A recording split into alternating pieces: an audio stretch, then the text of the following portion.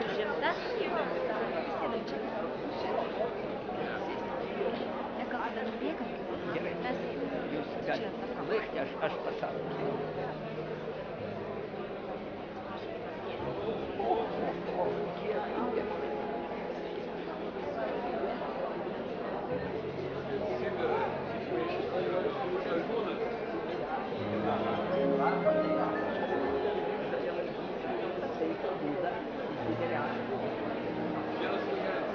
Čia yra dukra ir ta draugė. Draugė, dukros draugė. Gerai, tuoj ateisim.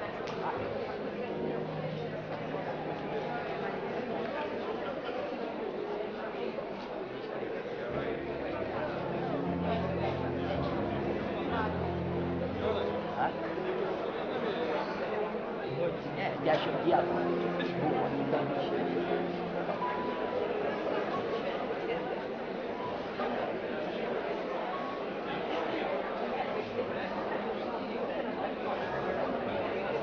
Juozas pirmą kartą ar ne pirmą kartą jau buvai.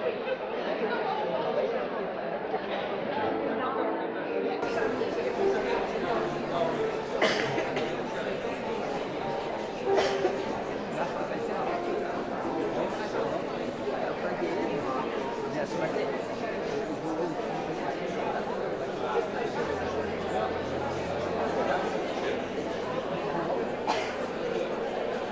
Girdi.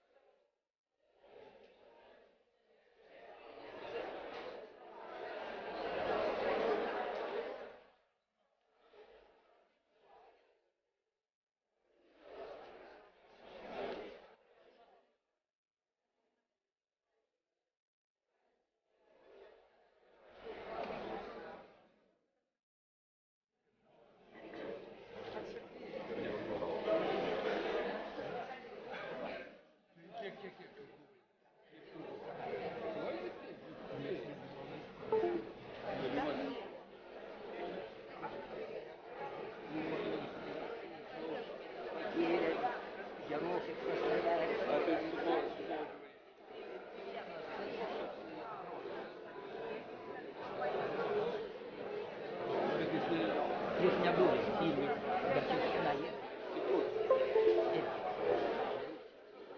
Воно у вас не п'ють?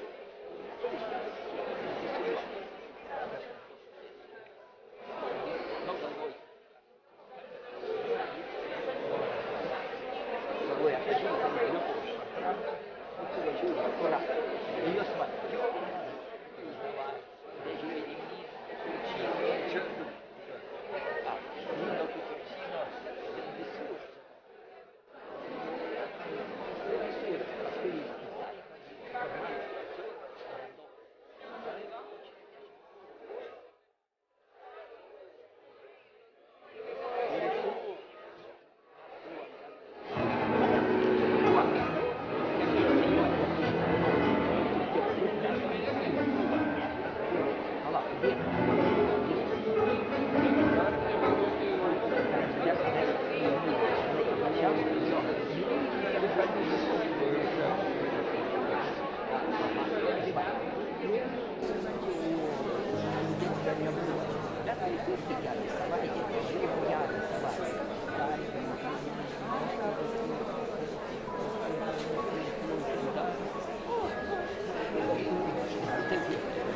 А ты так судьи по-христиански отмутила.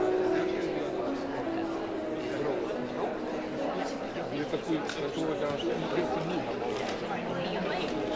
Смачно? io, tak? Smaczne, to chyba właśnie.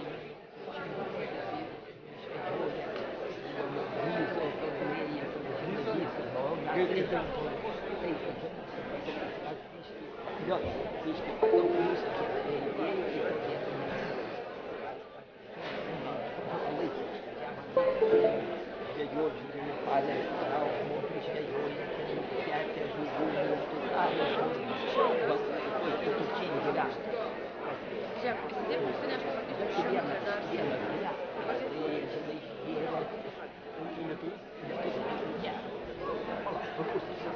Але ты уверен?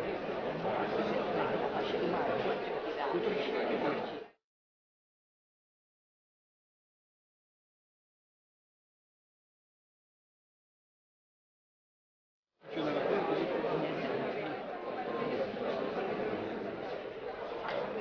А и смачно, и капучино должно?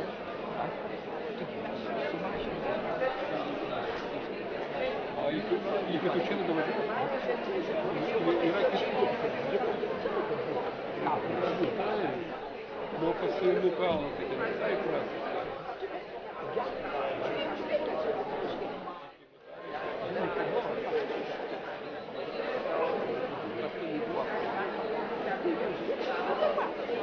Издельчики не sei там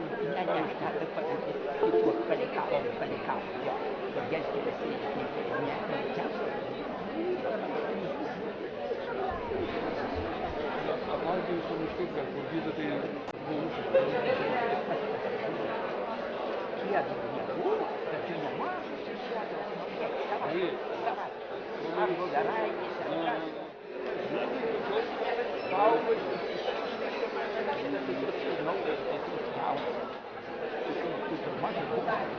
Ты иди за пешком.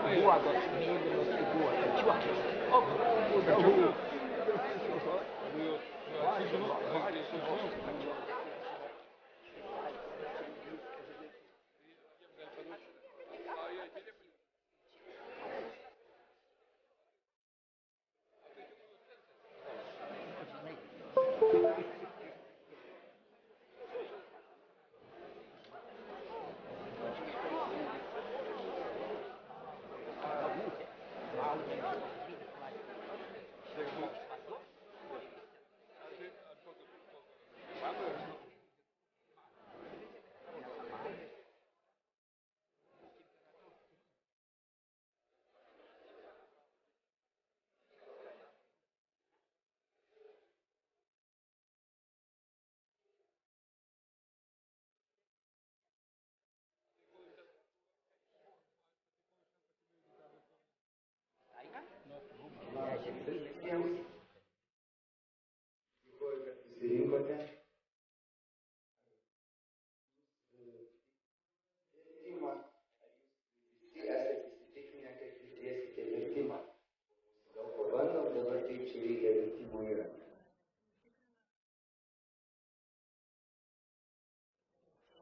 kažkokį garsą mes galim paleisti ir ties gal pakalbą.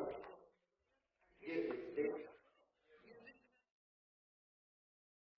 Ar yra kas negirdi, pakelti rankas, pas ką yra problema? Bet pirmasis pasižiūrėkit pas draugus, kas girdi, kuris kanalas įjungtas, bet viską. Ir jeigu kartais bus ką nors problema, tai ateikit ten, pas mūsų žmonės yra, bandysim padėti.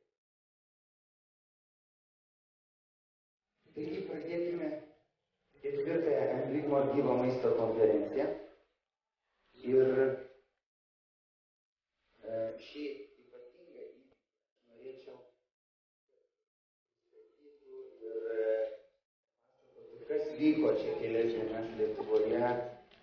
Mano kolega iš Jungtinių Amerikos valstijų Petras Vainis, kuris yra vienas iš tos konferencijos organizatorių ir iniciatorių. Taigi, Petrai, aš dabar perduodu žodį tau ir prašau.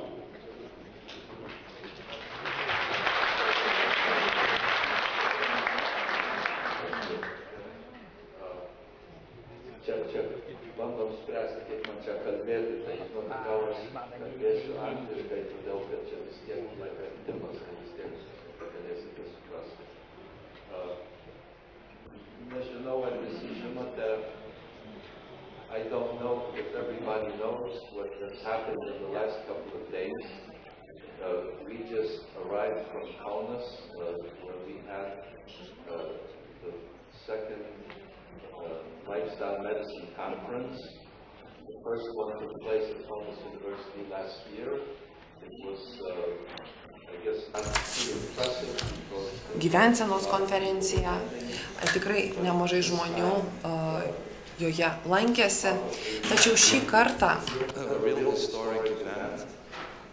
šiandien tikrai bus istorinis įvykis, kadangi sveikatos ir maisto saugos komisaras Vytenis Andrikaitis dalyvavo joje, taip pat Juras Požela,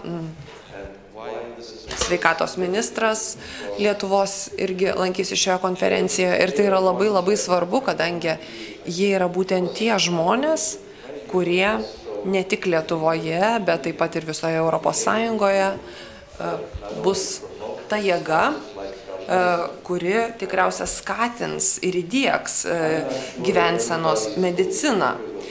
Nežinau, ar jūs žinote, kas yra gyvensenos medicina. Šiandien tikrai nebandysiu jos apibrėžti, kadangi tie kalbėtojai, kurie šiandien čia kalbės, jie labai profesionaliai tą ir padarys. Jie yra kai kurie medikai, kai kurie akademikai, kai kurie yra jau apsigynę ir daktaro disertacijas iš to. Taigi mes kartu bandėme jums atvežti tuos ekspertus iš viso pasaulio, iš gyvensenos medicinos bendruomenės. Pati idėja net neaišku, iš kur yra kilusi, bet ji remiasi ta veikla, kuri vyko JAV. Ir man atrodo, tai ir didžioji jėga, didžioji bendruomenė yra susitelkusi JAV. 2 kalbėtojai bus iš Amerikos gyvensenos medicinos koledžo. Vienas yra Davidas Kacas, jis yra būtent ir prezidentas šio koledžo, taip pat Davidas ponas Kelly, kuris irgi ten dirba. Ir remdamasis 4 metų veikla, aš tikrai galiu pasakyti, kad jie tikrai pakeis sveikatos apsaugą, galbūt ne ligų gydymą, bet sveikatos apsaugą, sveikatos priežiūrą.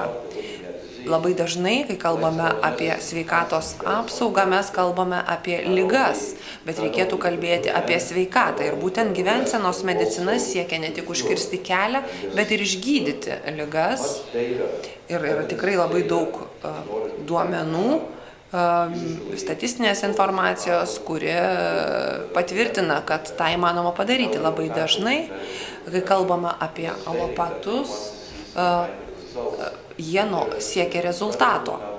Ir tikrai nemažai tyrimų yra atlikta jau, kad galima būtų patvirtinti, kad būtent gyvensenos medicina gali pasiekti tų rezultatų. Vakar Kauno universitete įvyko tai, kas yra susijęs su dviem įvykiais. Buvo siekiama ne tik pristatyti, bet taip pat padėti žmonėms suvokti, kas yra gyvensenos medicina ir padėti suvokti medikams, kas tai yra. Ir Kauno medicinos universitetas yra tikrai pirmaujantis universitetas tiek Lietuvoje, tiek Europoje, tikrai aukštų technologijų įranga ten yra.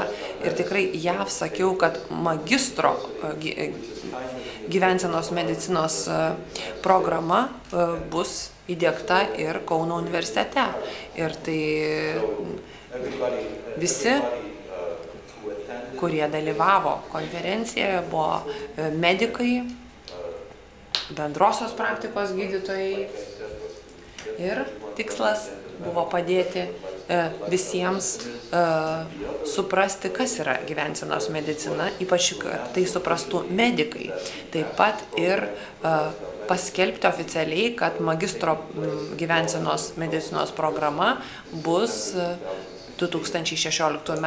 rugsėjį jau atidaryta Kauno medicinos universitete. Tai yra pirmoji magistro programa tokio pobūdžio Europoje ir netgi ir Amerikoje. Ir mes labai remiame gyvensenos medicinos programas Vokietijoje, JAV ir kitose taip pat šalyse, tarp jų ir Europos.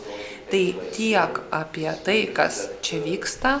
Kalbėtojai, kurie vakar pasisakė Kauno universitete, yra tie patys, kurie ir padės jums pristatyti tai, ką jie pasakė, kad jūs taip pat suvoktumėte, kas jau yra įvykę. Ir tuo aš perduosiu žodį Pauliui ir galėsime tęsti pačią konferenciją. Ačiū labai, Petrai. Aš pats gal prisistatysiu, esu Paulius Jaruševičius, vienas iš tos konferencijos organizatorių. Turbūt daug kas pažįsta mane, bent jau aš čia pažįstu tikrai trečdalį salės. Taigi, mūsų pirmas pranešėjas šiandieną yra Hipokrato instituto steigėjas, vienas iš kūrėjų ir šiuometinis vadovas, daktaras Brian Clement, kuris jau Lietuvoje vieši 5. kartą. Ir čia bus jo, turbūt gal kokia 12 paskaita, kurią mes Lietuvoje išgirsime. Daktaras Brian Clement yra parašęs virš 20 knygų.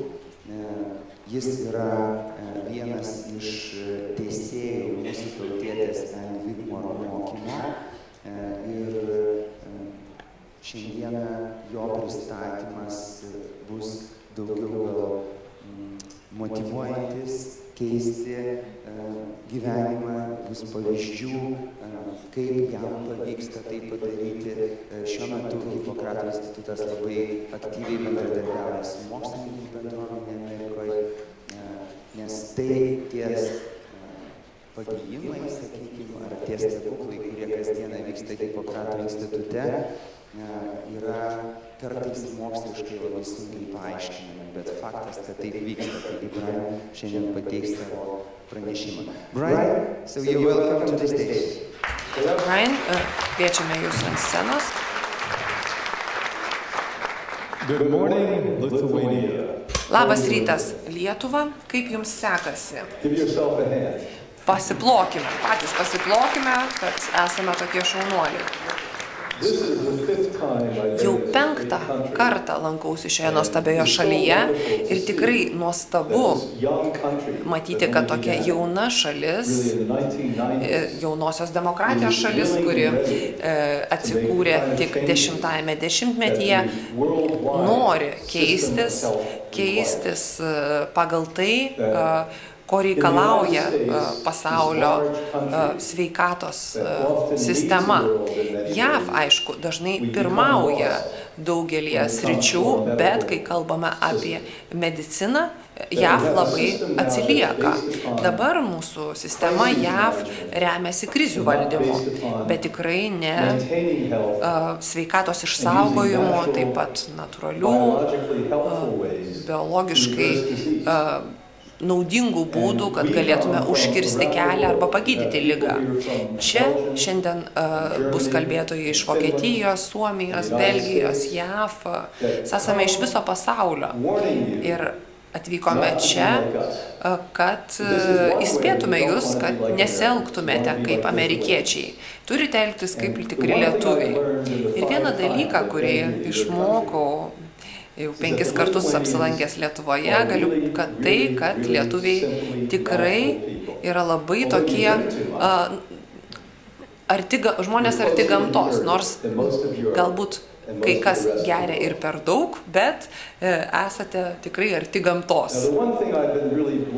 Ir man tikrai didelė garbė teko per pastaruosius galbūt 30 metų yra vadovauti institutui, kurį įkūrė lietuvė.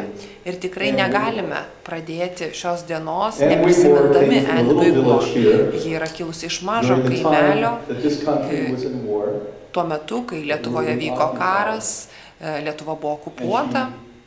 Ir ji pabėgo į JAV ir kaip ir daugelis kitų gyvenančių išsivysčiusiame pasaulyje pradėjo gyventi netinkamai. Kai jai sukako 50, ji susirgo vėžiu ir gana jau toli pažengusiu vėžiu. Gydytojai pasakė, vilties nėra.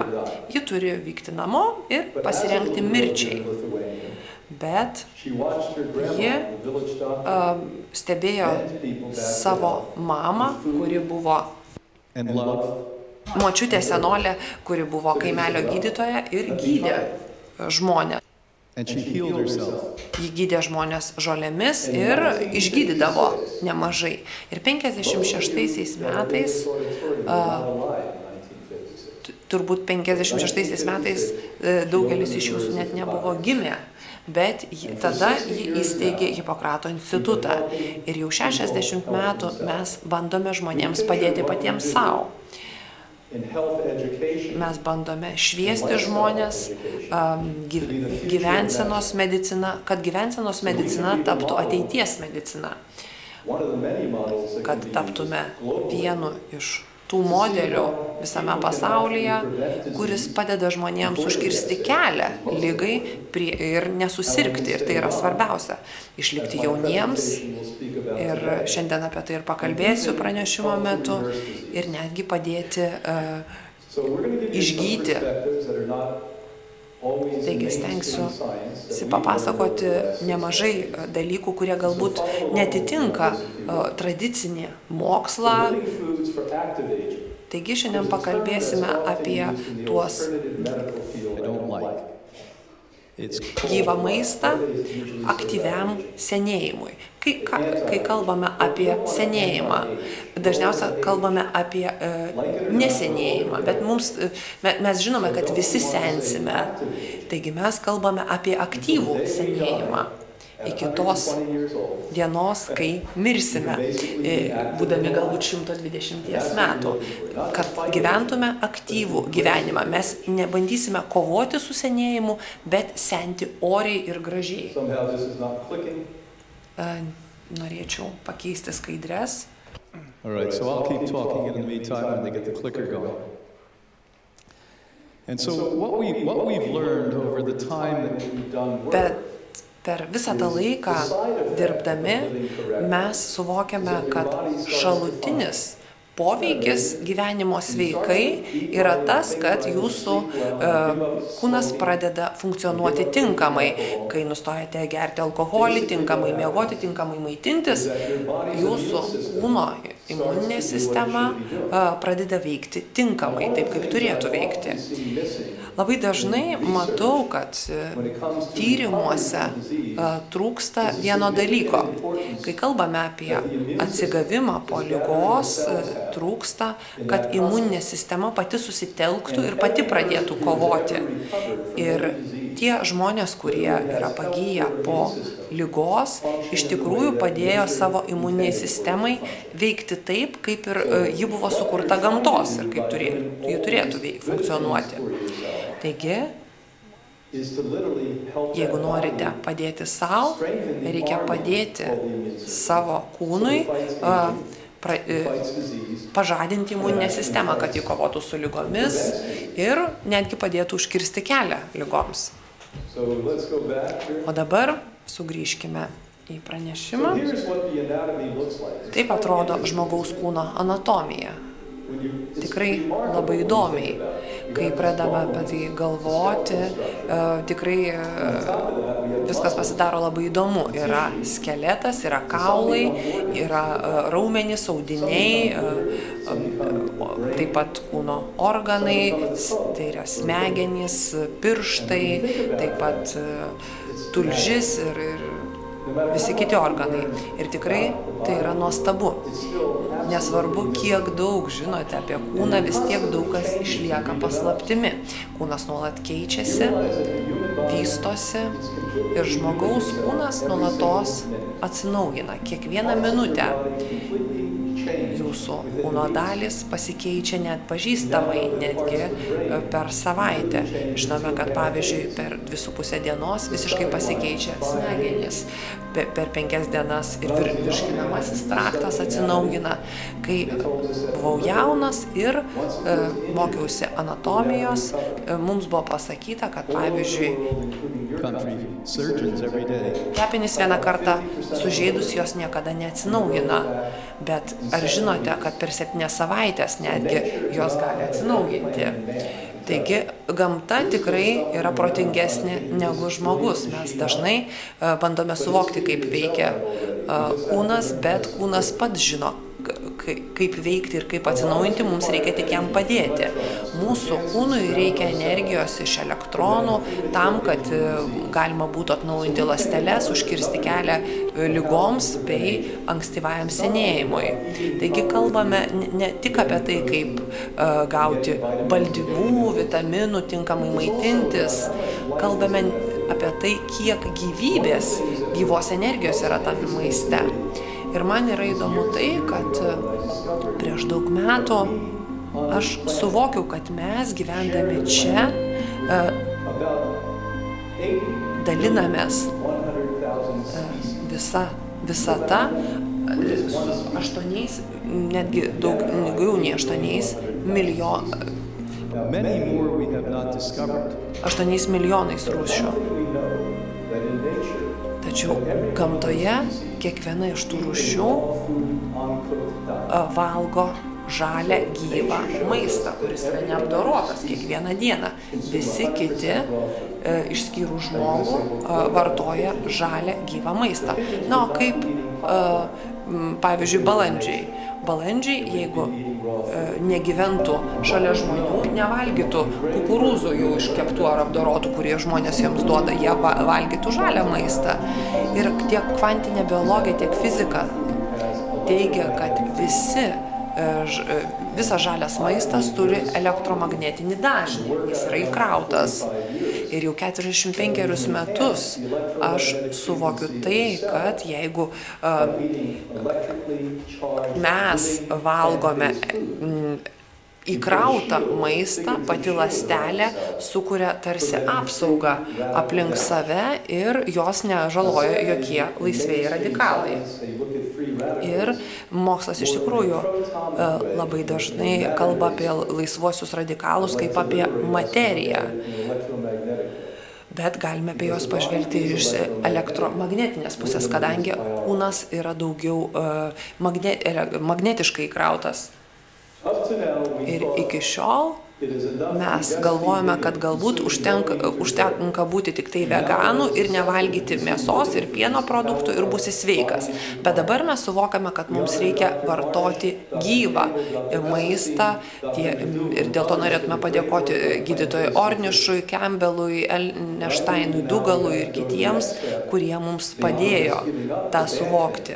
Taigi mums reikia atsisakyti tų blogų, nesveikų dalykų ir bandyti suvokti, kaip galėtume maitintis tuo gyvų maistu. Kuo daugiau vartojate neapdoroto maisto, tuo sveikiau gyvensite, tuo seksualiau atrodysite. Visi norime atrodyti seksualiau, taip? Now, in the 21st century, our focus is quantum biology. Dabar 21 amžiuje mes daug dėmesio skiriame kvantiniai biologijai ir suvokiame, ko nevartoti. Ir dabar atėjo laikas pagalvoti apie savo kūną, apie maistą, kuris įkrautas yra, kuriame yra pilna tų gerųjų bakterijų, taip pat fermentų. Ir vis daugiau ir daugiau jaunų žmonių šiandien susiduria su tokia liga, kai jų virškinamoji sistema tiesiog pradeda nebefunkcionuoti, tai vadinama kolitu. Ir aišku, ši liga yra gydoma vaistais. Kai kurie gydytojai teigia, kad tai yra bakterinė problema ir jiems trūksta gerųjų gyvųjų bakterijų. Ir pradedama yra eksperimentuoti, paėmus sveikasias bakterijas iš sveikų žmonių ir jas implantuojant į nesveikus. Massachusettso institute egzistuoja irgi tokia laboratorija, kuriame yra atliekami tokie tyrimai. Bakterija, jeigu stebime ją mėgintuvėlyje, tikrai atrodo kaip žydinti gėlė pavasarį, ji auga ir būtent toks turėtų būti jūsų virškinamasis traktas. Ir jūsų tada imuninė sistema, jeigu joje bus pakankamai bakterijų, galės kovoti su senėjimu ir lygomis. Ir kuo daugiau yra tų bakterijų, kuo labiau jos juda, tuo labiau jos įsielektrina, įsikrauna ir kai pradedate judėti, pavyzdžiui, yra sunku, ar ne? Kuo daugiau sportuojate, tuo tampa paprasčiau. Taigi, tas pats ir su bakterijomis. Kuo daugiau sveikųjų bakterijų, gerųjų bakterijų organizme yra, tuo yra organizmui lengviau yra išlaikyti tą pačią energiją.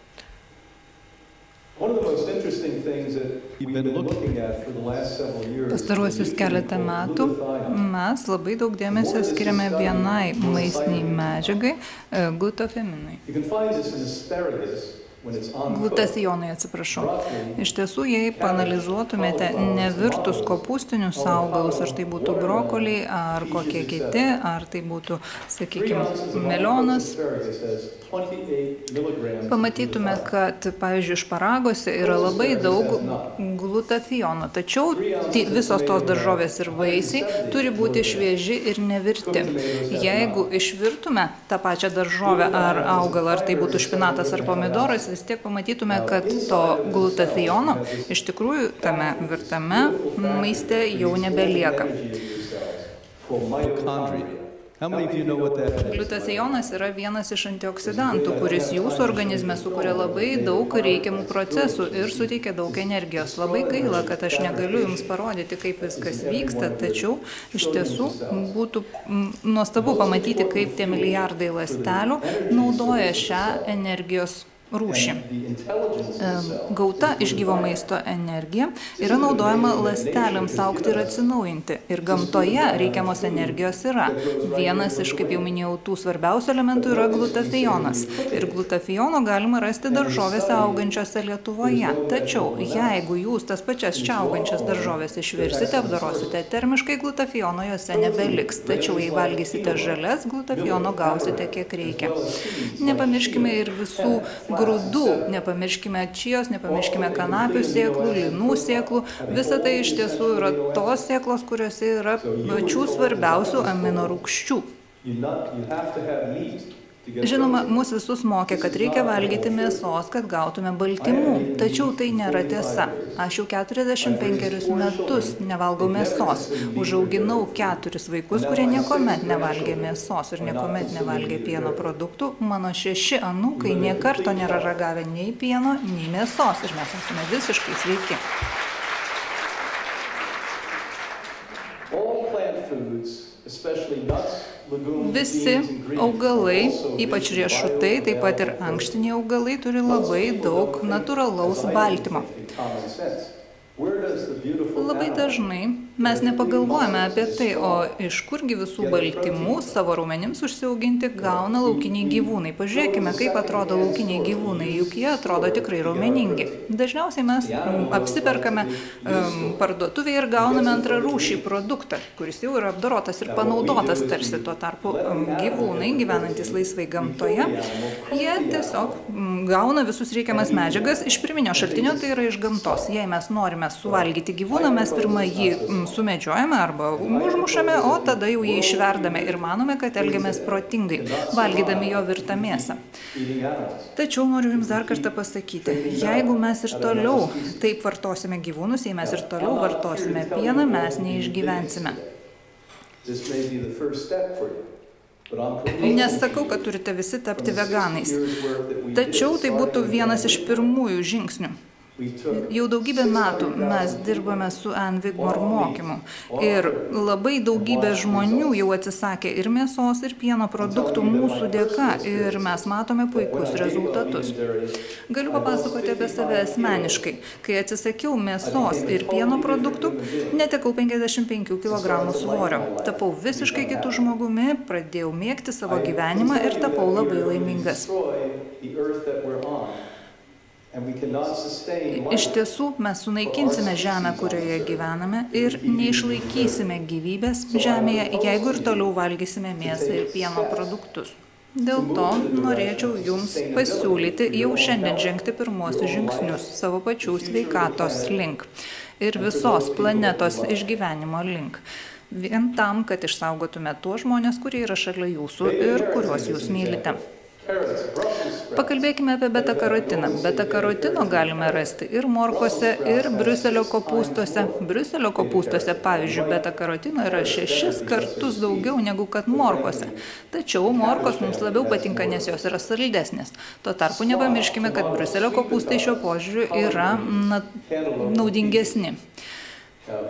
Beta-karotino rasime ir pomidoruose, ir saldžiosiuose bulvėse, ir persikuose, ir daugelį kitų augalų.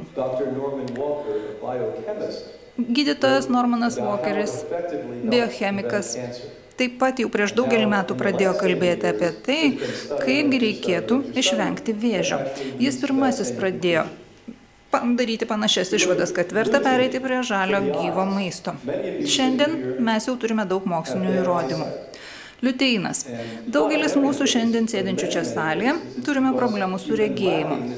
Kodėl? Todėl, kad mums trūksta liuteino. Taigi, kad gautume daugiau liuteino, reikia valgyti daugiau žalių lapinių daržovių. Hipokrato institute, laikydamiesi mūsų dietos, jūs tikrai valgytumėte labai daug žalių lapinių daržovių. Likopenas. Dar viena labai svarbi medžiaga. Reikia valgyti ir arbūzų, ir papajų, ir pomidorų tam, kad gautumėte pakankamai likopeno. Tikrai daug jau atlikta įvairiausių tyrimų, įrodančių, kad šitos maistinės medžiagos padeda užkirsti kelią ligoms, kurių norime išvengti. Cinkas. Vienas svarbiausių maistinių medžiagų. Pastarųjų 40-50 metų tyrimai tai įrodė. Nepamirškime, kad mūsų imuninė sistema ir jos veikla priklauso nuo to, kiek mes gauname cinko. Cinko galime gauti valgydami pupeles. Kiniškų pupelių daigai yra vienas geriausių cinko šaltinių. Ko gero, jūs esate matę tuos baltus daigus, kuriuos labai dažnai naudoja kinai savo virtuvėje. Tai iš tiesų yra puikus cinko šaltinis ir labai nebrangus cinko šaltinis. Cinko taip pat galime rasti ir sėklose bei želmenyse. Labai dažnai žmonės per anksti pražilsta. Kodėl? Dažnai tyrimai rodo, jog žmogus per anksti pražilsta dėl to, jog jam trūksta cinko. Visi mes, jei ilgai gyvensime, pražilsime. Tačiau kai kurie net jauni žmonės pražilsta būdami 30 ar 40 metų. Dažniausiai dėl to, jog jiems trūksta cinko ir vario. Vitaminas C.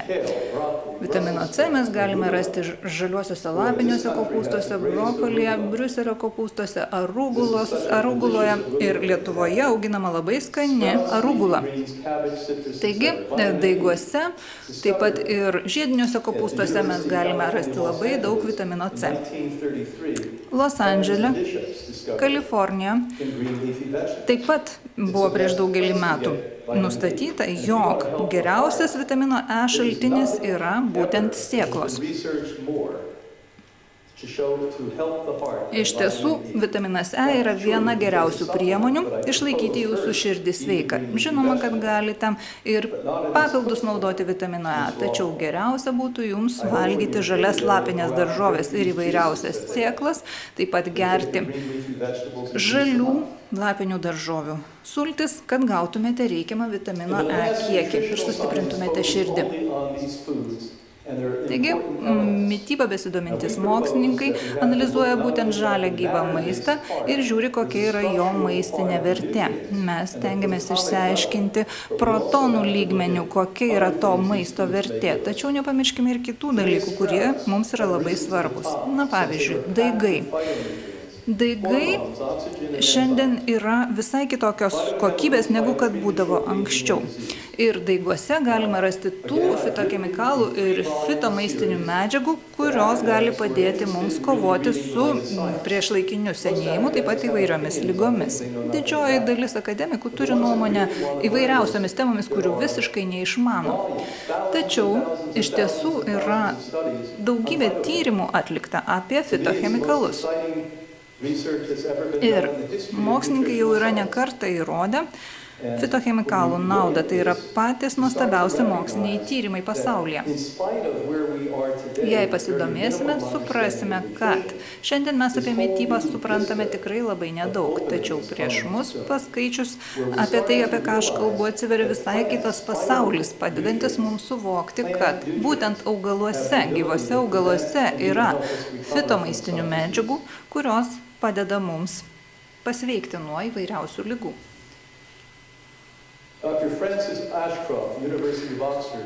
Francis Ashcroft, taip pat Valerie Hunt ir kiti, daktaras Pop, padėjo atlikti mokslinius tyrimus ir įrodyti, kad gyvi augalai iš tiesų skleidžia tas elektromagnetinės bangas, kurios padeda mums sveikti.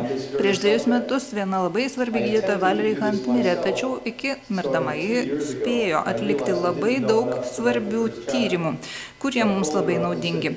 Aš iš tiesų buvau pasiruošęs parašyti vieną straipsnį, būtent jai reikalinga vieną straipsnį ir ji buvo labai laiminga, kad aš sutikau prisidėti.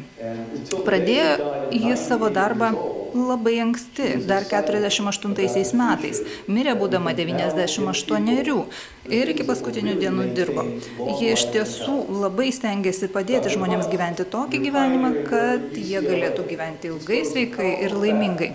Taigi mano minėtieji specialistai, gydytojai yra įrodę ne kartą, kad jei mes vartojame sveiką žalią maistą, tuomet mes gauname reikiamo elektromagnetinio dažnio bangas, aprūpiname jomis savo organizmą ir būname sveiki.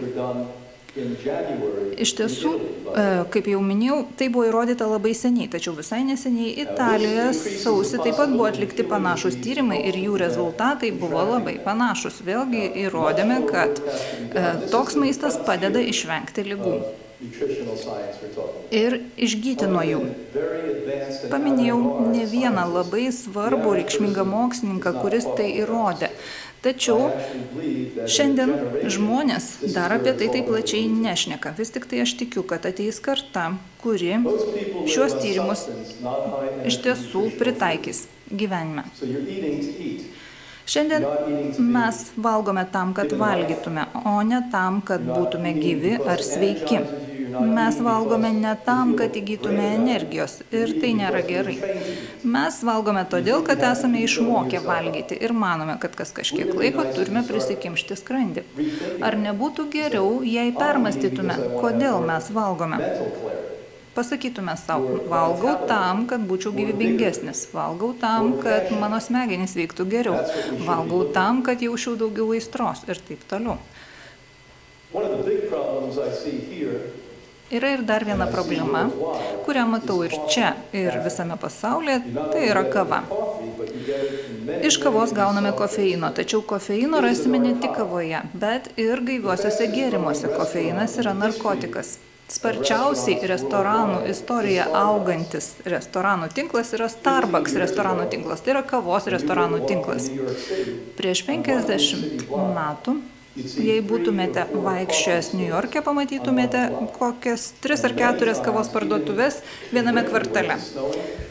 Ir žiemą žmonės tiesiog bėga į kavines tam, kad išgertų puodelį kavos, tai yra gautų savo dozę narkotikų. 80% viso pasaulio žmonių vartoja kavą. Nuo 2012 kavos suvartojimas padvigubėjo. Ar galite įsivaizduoti tuos rinkodaros genijus, kurie taip išpopuliarino kavą? Net ir ten, kur anksčiau niekada niekas negerdavo kavos, šiandien jau labai plačiai vartojama kava. Ir pagalvokite, juk tas padvigubėjimas tai per 4 pastaruosius metus. Kavoje yra adenozino, o adenozinas neleidžia mūsų smegenims veikti tinkamai. Kofeino molekulinė struktūra yra labai panaši į adenozino molekulinę struktūrą ir gerdami daug kavos mes esame linkę labiau sirgti. Depresija, esame melancholiški, prarandame gebėjimą atsiminti ir mus labiau kankina nerimas. Jeigu jūs nesijaučiate gerai, neturite pakankamai energijos, jūs griebėte puodelį kavos, stengdamiesi patirti tą laimę, kurią jums suteikia kavos puodelis, tačiau laikas būtų jau atsikratyti šio įpročio ir stengtis valgyti tą maistą, kuris yra tikrasis energijos šaltinis, tai yra gyvą maistą. Dar viena didelė problema Lietuvoje ir Europoje yra rūkymas. Tačiau aš kaip amerikietis labai didžiuojuosi Ameriką būtent dėl šio įpročio naikinimo. Prieš keletą metų Amerika ėmėsi labai didelių pastangų, kad kuo mažiau žmonių rūkytų. Mes visi žinome, kad rūkymas žudo. 75% susirgusių plaučių vėžių susirga todėl, kad rūko. Ir plaučių vėžys žudo. Nuo plaučių vėžio dar niekas nepasveiko. Plaučių vėžys žudo. Turime lėtinių obstrukcinių plaučių ligomis sergančių pacientų. Turime visokių kitokių pacientų, kurie serga dėl to, kad rūko.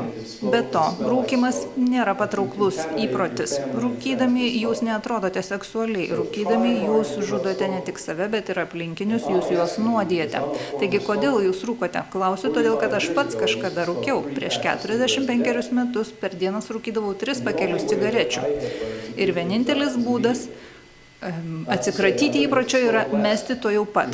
Joks mažinimas nepadės. Nepradėkime savęs apgaudinėti ir sakyti, šiandien rūkysiu mažiau, rytoj dar mažiau ir mesiu. Jei norite mesti rūkyti, meskite to jau pat. Taigi, dėl to, kad rūkoma, vien Jungtinėse Amerikos valstijose miršta 480 000 žmonių.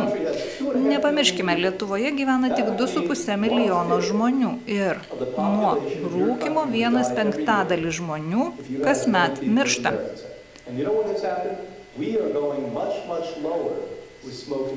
Jungtinėse Amerikos valstijose žmonės rūko vis mažiau ir mažiau, tačiau dabar tabako pramonė veržiasi į vargingai gyvenančias šalis ir ten propaguoja rūkymo įprotį.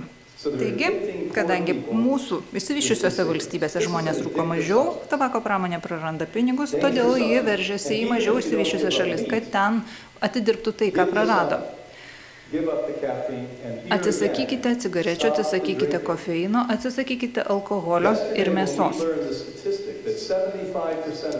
75% lietuvių geria per daug. Tai iš tiesų gąsdina. Aš maniau, kad kalbame apie Airiją, o pasirodo apie Lietuvą.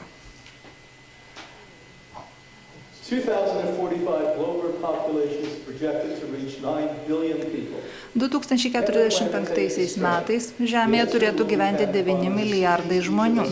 Ar Žemė išlaikys tokį kiekį žmonių? 17 amžiuje Žemėje gyveno tik tai 1 milijardas žmonių. 1930 metais jų buvo jau 2 milijardai, o visai netrukus bus jau 9 milijardai.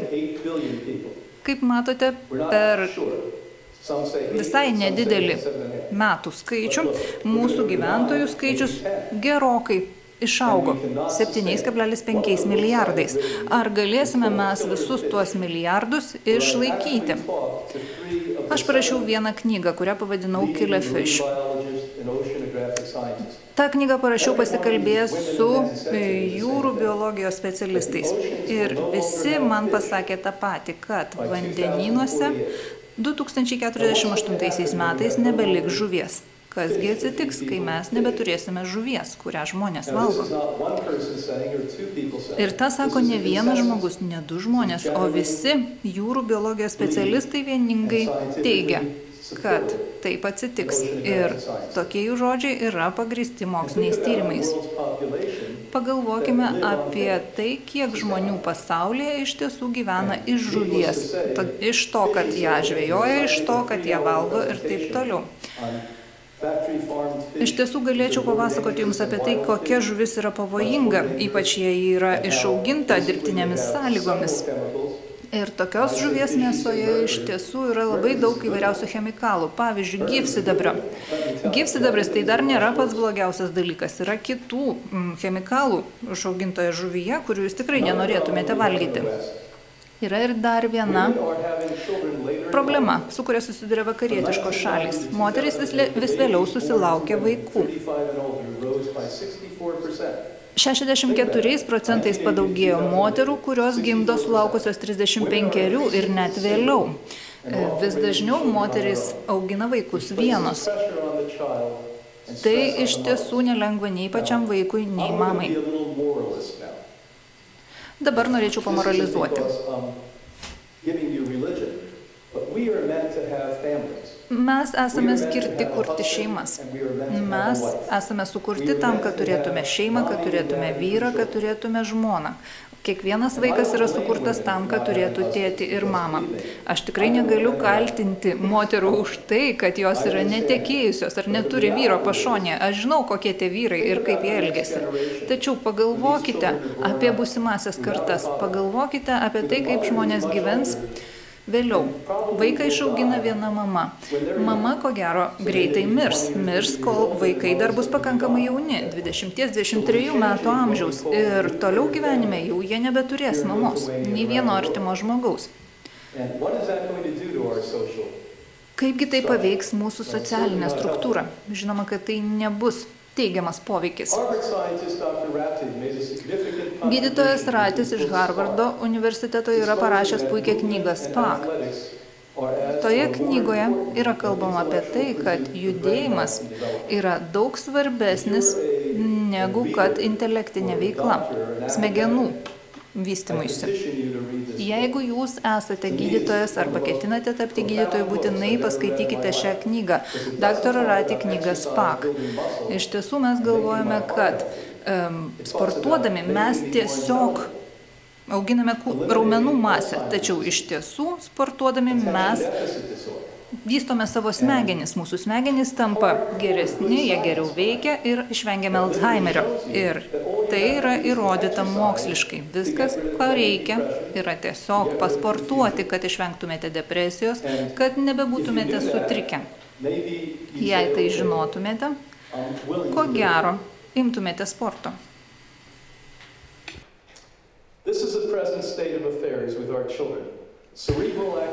Štai kaip šiandien atrodo mūsų vaikai. Mūsų vaikų smegenys jau nebeveikia taip sveikai, kaip veikdavo anksčiau. Štai kuo užsiima vaikai šiandien. Šiandien ir Lietuvoje matau daugybę vaikų. Jei ieškai žvilgsnių vaiko, pamatai vaiką sėdinti ir spoksantį į ekraną, ar tai būtų mobilaus telefono ar kompiuterio ekranas. Didžioji dalis suaugusių elgiasi būtent taip pat. Amerikoje atlikti moksliniai tyrimai rodo, kad žmonės padaro vis daugiau avarijų, todėl kad vairuodami naudojasi telefonu ir tokių avarijų yra daugiau negu kad girtų vairuotojų padaromų avarijų. Ar būna taip, kad jūs, sakykime, važiuojate greitkeliu ir žiūrite į ekranėlį, kur rodomas filmas? Pasirodo, tokių žmonių vis daugėja. Žmonės nuolat spokso į ekraną. Jaunesni nei 25 metų žmonės ir Europoje, ir Šiaurės Amerikoje spoksodami ekraną praleidžia 6 ir daugiau valandų per dieną. Europoje, kartoju, jūsų pasaulio dalyje ir Amerikoje vidutiniškai vaikas į ekraną spokso 6 valandas per dieną. Ir nuo to mažėja intelekto koeficientas. Jums atrodo, kad spoksant į ekraną intelekto koeficientas gerėja, ogi ne. Kadangi spoksodami ekraną jūs visus smegenų veiklą sutelkėte tik tai į vieną stimulą. Daug yra geriau smegenims stimulų gausa, kad neuronai išliktų aktyvūs.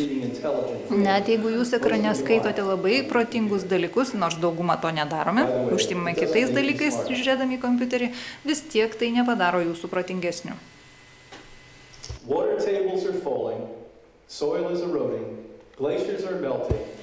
Kaip matote, mūsų dirvožemis yra, vandens kokybė ir kiekis mažėja ir prastėja, ledynai tirpsta ir nepamirškime, jog šiandien Žemėje gyvena tik 8 milijardai žmonių ir 2 milijardai iš jų badauja. Jungtinės Amerikos valstijos, nepamirškime, yra viena turtingiausių valstybių, tačiau jei visi toliau vadovausis tokiu gyvenimo būdu kaip Amerikoje, jeigu ir toliau vartosime daug mėsos, jeigu ir toliau vartosime vis daugiau chemikalų, mes tiesiog sugadinsime visus Žemėje esančius išteklius. Jei norime išsaugoti Žemę, norime išsaugoti savo sveikatą, turime atsisakyti gyvulinio maisto. Atsisakę gyvulinio maisto, mes būsime ne tik sveikesni, ne tik Žemė bus laimingesnė, bet ir mes patys būsime stipresni, mūsų protas bus aiškesnis ir gyventi bus daug smagiau. Galiu tai pažadėti. Na, o už šių skaičių slypi lietuvių mitybos įpročiai. Vėliau daktaras Dylas parodys labai puikią skaidrę, kuri man labai patinka. Pasaulio sveikatos organizacija visai neseniai paskelbė naujus rezultatus, apibendrinusi 800 pasaulyje atliktų tyrimų apie tai, kiek yra suvartojama mėsos ir ką tai duoda.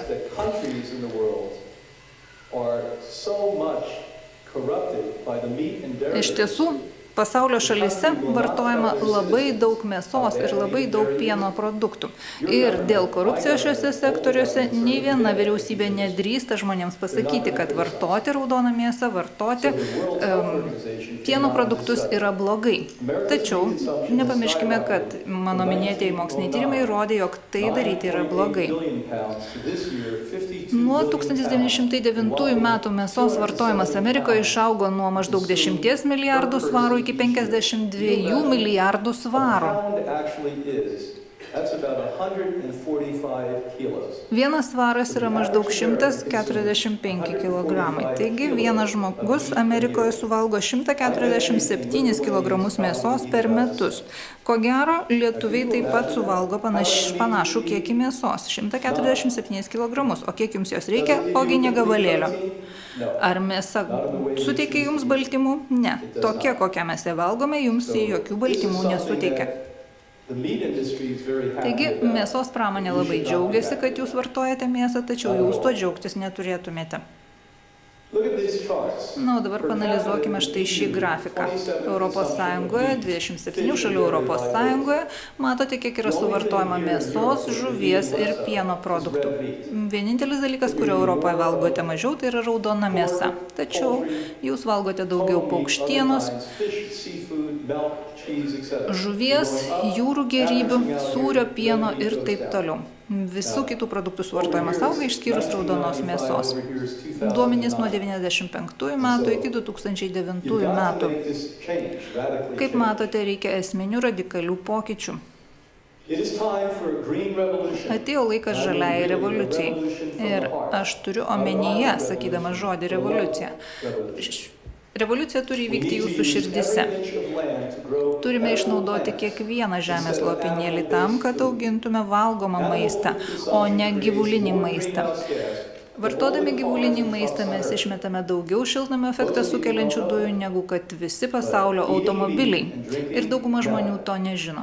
Tai, kad mes valgome sūrį, pieną, jogurtą, mėsą, sukuria daugiau šiltnamio efektą sukeliančių dujų negu kad visi automobiliai ir lėktuvai pasaulyje.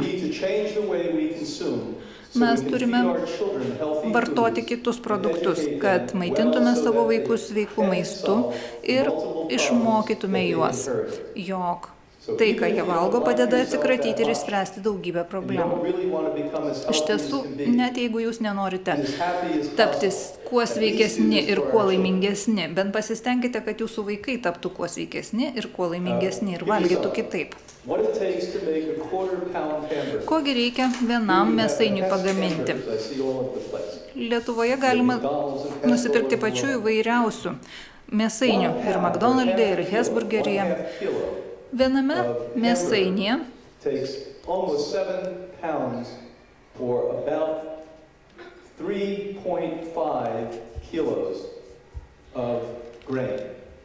vienam mėsainiui pagaminti reikia maždaug 3,7 kg grūdų, bent 60 litrų vandens,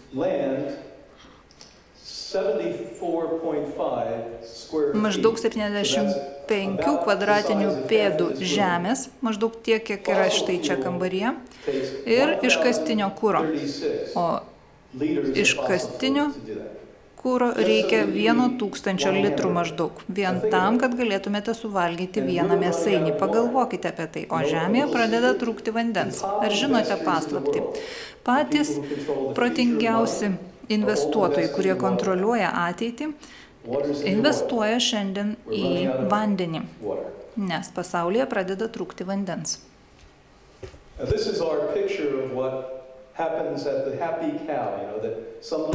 Na, o štai tikrai gražus vaizdelis. Mielas vaikas glosto gražų veršiuką, šeria gražų veršiuką.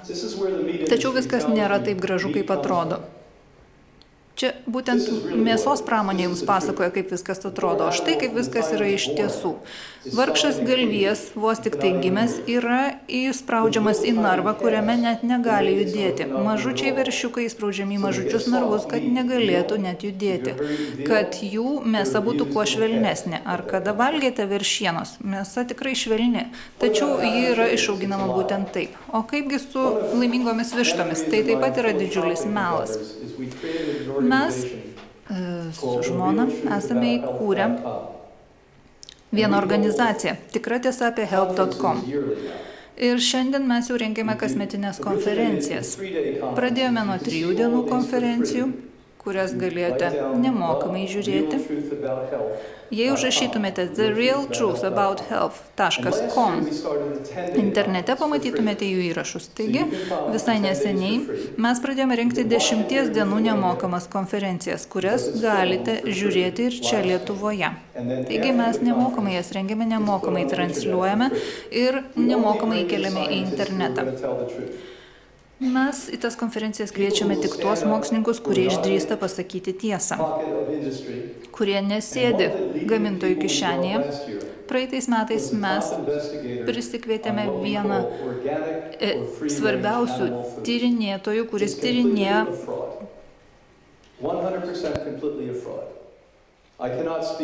ekologišką maistą. Ir iš tiesų noriu pasakyti, kad Lietuvoje nėra nei vieno inspektoriaus, kuris tirtų, ar mėsa iš tiesų yra ekologiška ar ne.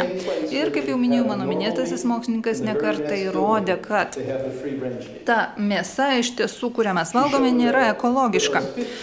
Viskas gaminama taip pat, ten pat ir taip toliau, tik klijuojamos skirtingos etiketės. Vištos yra laikomos narvuose. Vištos lipa viena ant kitos ir miršta nuo amoniako garų. Vien dėl to, kad ant mėsos pakelio yra parašyta ekologiškas, tai nereiškia, kad tas maistas yra sveikesnis, tai nereiškia, kad jis yra pagamintas nekankinant gyvūnų. Jei teigiama, kad vištos laikomos laisvai, kad vištos šeriamos sveikų maistų ir taip toliau, tai nėra tiesa. Štai kaip atrodo tiesa. Buvo atliktas tyrimas, kur buvo palyginta vadinamoji ekologiška mėsa, kurią mes valgome su kita mėsa. Jei mes valgytume teisingai išaugintą mėsą, turėtume nugriauti visus miestus ir 3 kartus padidinti Jungtinių Amerikos valstijų plotą, kadangi mums būtent tiek reikėtų žemės, kad galėtume laisvai leisti gyvūnams ganytis ar gyventi prieš juos papjaunant.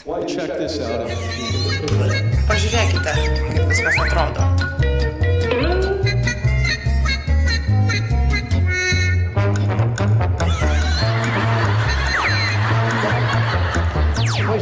Pois não. Linguiça. Linguiça aí, ó. Pode pegar, fique à vontade. Escolha o tamanho que a senhora quiser. Perceba a delícia que é instantânea. É boa ou não é boa? Gostou? Delícia? Delícia. Aqui é o seguinte, é feito na hora. Se a senhora gostar, a senhora leva. E é promoção, quer ver? Ó. Ah, essa não saiu boa. Ó, essa não saiu boa. Está faltando carne aqui na máquina. Mas fica tranquilo que eu vou alimentar a máquina, tá bom? Tá bom. Oh, delícia. Vai lá. Essa daí é linguiça? Essa é linguiça, sim. Não gosta de linguiça de porco? Essa aí que você estava comendo é a mãe. É linguiça. Essa que você comeu é a mãe dele. Ó. Perfeito. Ó. Viu que linguição? Essa, ó, é linguiça instantânea por...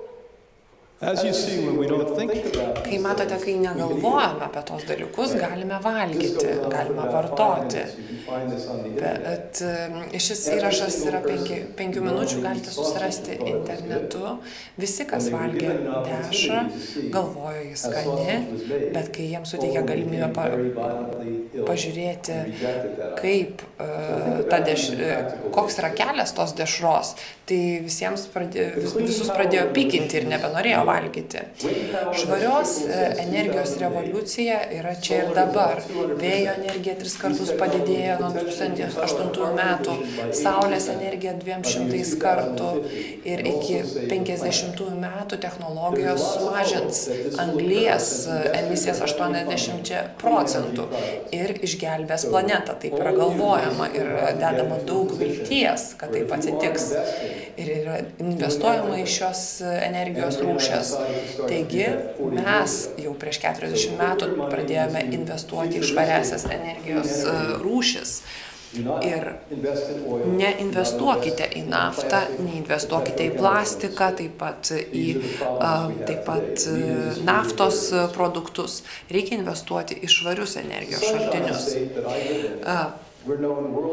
Saulės valstija, kuriame aš gyvenu, taip yra vadinama, labai daug žmonių ten atvyksta atostogauti ir toje valstijoje yra labai daug saulės, bet jie yra neišnaudojama. Ir netgi ir Džordžija, kur tikrai gyvena labai daug protingų žmonių, saulės energijos ten yra mažiau, bet jie geriau ją panaudoja. Ir labai dažnai kažkas yra nepanaudojama tik dėl to, kad ten nėra pakankamai gerų lyderių. Jeigu turite gerus lyderius, galvojate, tada galite pakeisti ir energijos vartojimą, taip pat ir maistą. Jūs gyvenate šalia jūros, kalnų nėra, bet galite įsteigti nemažai vėjo jėgainių ir išnaudoti ir pažaboti vėjo energiją. Taigi, Aš kalbėjau šiandien apie gyvus maisto produktus, gyvą maistą aktyviam senėjimui. Ir aš tikiuosi, kad jeigu tai supratote, mūsų planeta ir visas gyvenimas tikrai taps geresniais. Būkite sveiki, gyvenkite sveikai.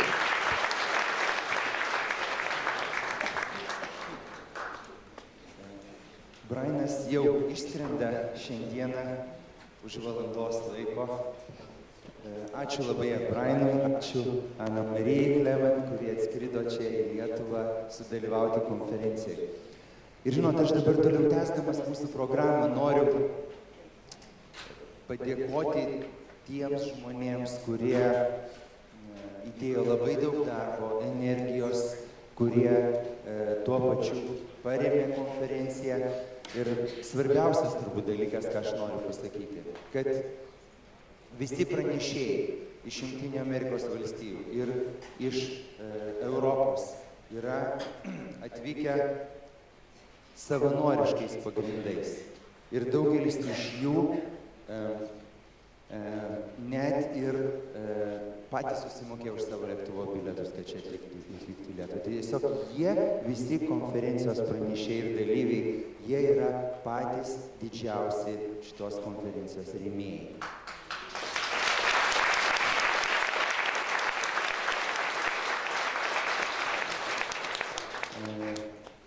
Petras Vainius, mano kolega, 4 metus skraido po visą pasaulį grinai filantropiniais pagrindais ir jis turbūt yra daugiausiai investavęs savo asmeniškų lėšų ir laiko ir energijos, kad visa tai, kas šiandien vyksta Lietuvoje, būtų įvykę. Ačiū labai Petrui Vainiui.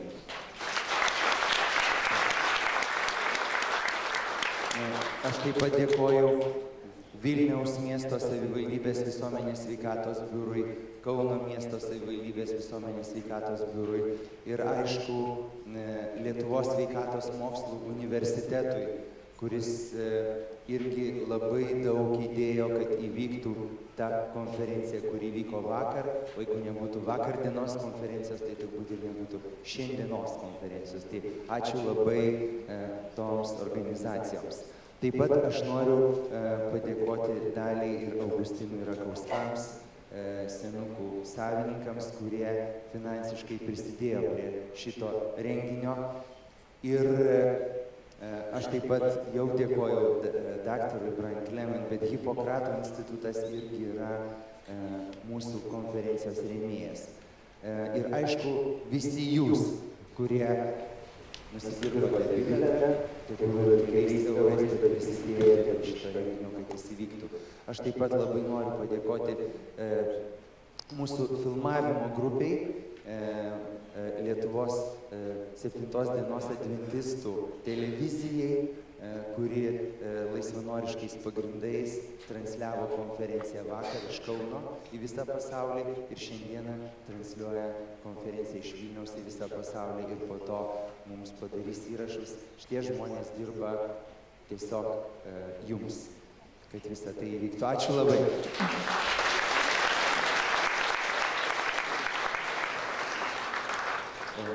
Ir kol keičiamas dar mikrofonas, aš tiesiog noriu pasakyti, kad tai, kas vyksta dabar Lietuvoje,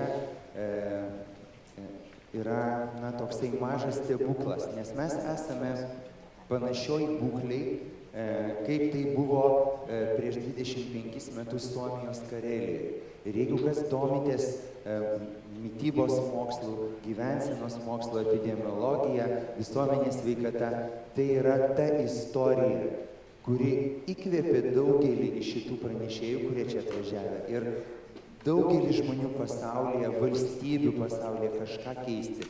Mes šiandieną širdies kraujagyslių ligų sergamumo prasme esame turbūt viena iš paskutinių vietų Europoje. Ir mano, ir aš tikiuosi jūsų visų pareiga, kad mes susitartume su mūsų nauja vyriausybė.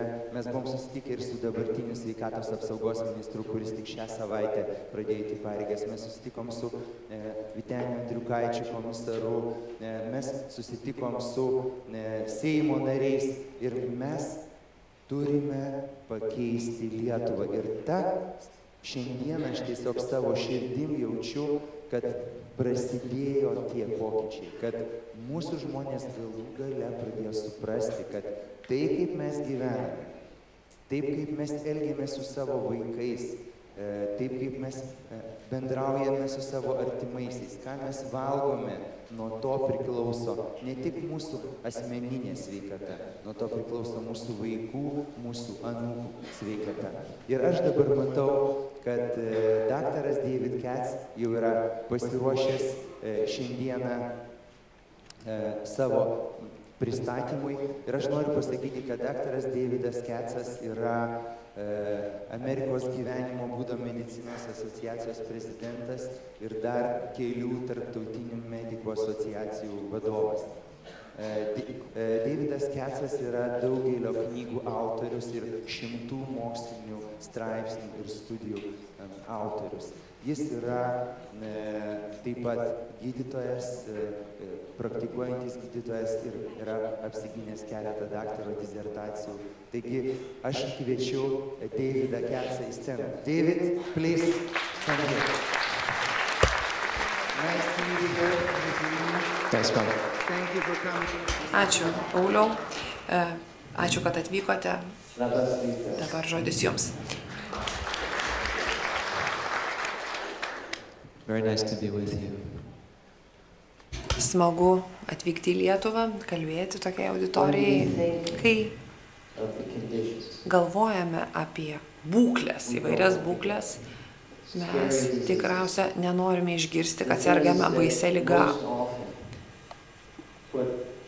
Dažniausiai tos ligos įkalina mūsų mylimuosius ligoninėse ir čia Lietuvoje ir JAV ir visame pasaulyje vis dažniau sergame širdies ligomis, vėžio susirgimais, taip pat mūsų ištinka priepuoliai, diabetas, demencija ir visi esame tikriausia tą patyrę. Sergame, mūsų ištinka insultų, mes nuliūstame, kai tie žmonės suserga tokiamis ligomis. Pagalvokime apie tai, kaip tą mato epidemiologai, kaip taip pat demografai. Ir galime pasakyti, kad tos lėtinės ligos būtent ir sukelia ankstyvąją mirtį. Tai yra mūsų priešas. Ne mirtis yra mūsų priešas. Visi mes mirsime, bet mes norime gyventi ilgiau, taip pat norime gyventi sveikai ir gerai. Ir kai mes ateis tas laikas mums išeiti, norime išeiti taikiai. Išankstinė mirtis yra mūsų priešas, kaip ir lėtinės ligos. Taigi, ankstyvos arba priešlaikinės mirties pagrindinės priežastys yra širdies ligos, insultai, diabetas, demencija, kraujagyslių ligos ir vėžys. Ir tai sukelia didžiausią skausmą mums. Ir kai mokslininkų paprašė išvardinti pagrindinės priešlaikinės mirties ligas, jie išvardino būtent tas. Bet iš esmės šios ligos nėra pačios priežastys, tai yra jau pasekmė. Tai, kas sukelia būtent lėtinės ligas, kurios sukelia mirtį ir yra tikrosios priežastys. Tos ligos yra lėtinės ir mūsų gyvenimas irgi tampa jų paveiktas. Prieš 23 metus 2 pasaulio žymiausi epidemiologai atsakė į mums sudėtingiausią klausimą, kas būtent ir sukelia šias ligas.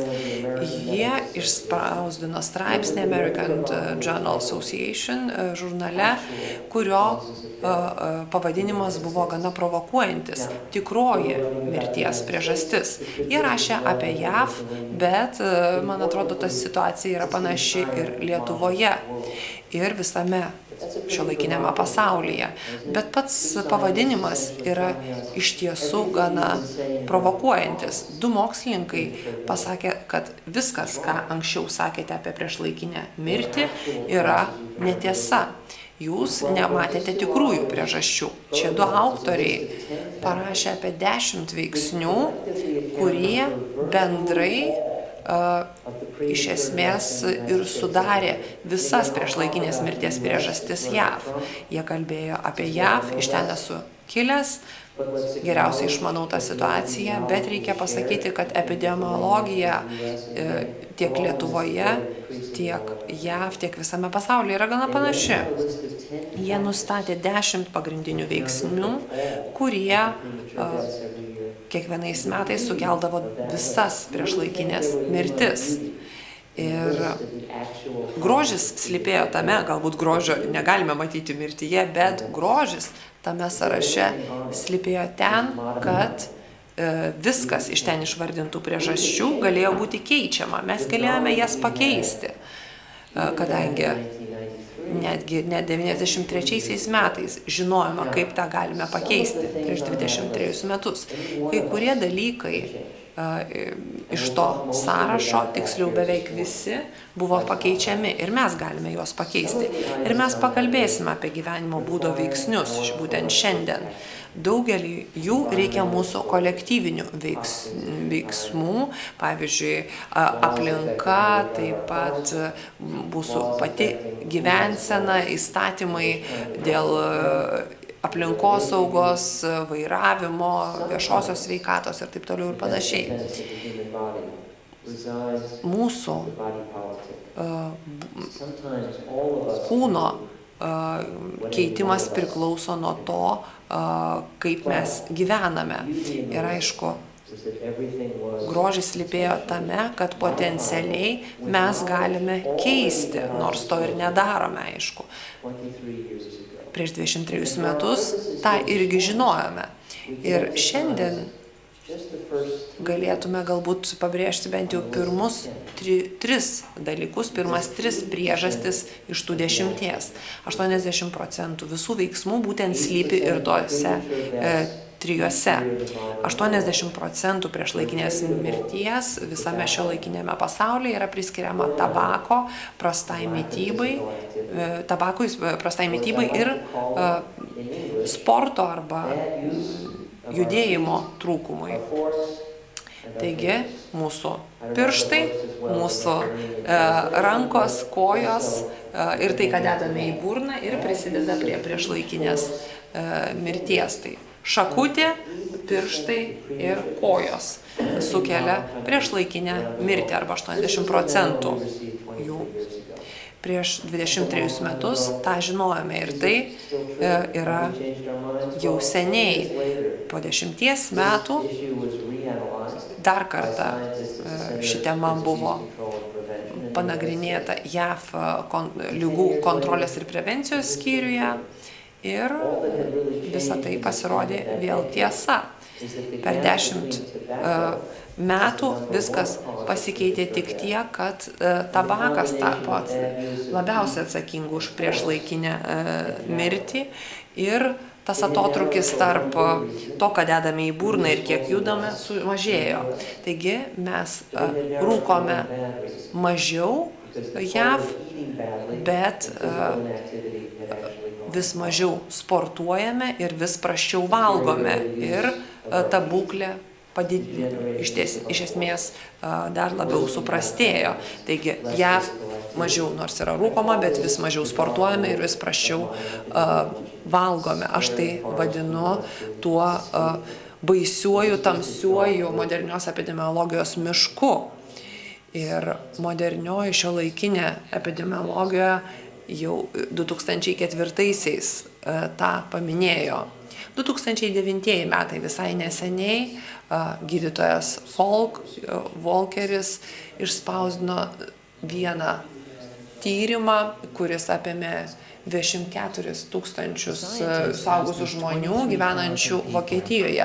Tie 23 ar 4 tūkstančiai žmonių buvo apklausti apie 4 veiksnius, kurie įtakoja jų sveikatą. Ar rūkote, buvo paklausta, taip ar ne, atsakykite. Ar maitinate sveikai, taip ar ne.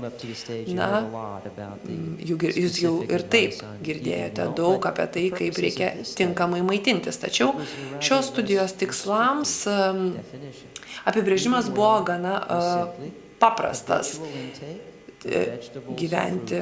Maitinti sveikai, tai yra pastoviai vartoti vaisius, daržoves bei grūdines kultūras.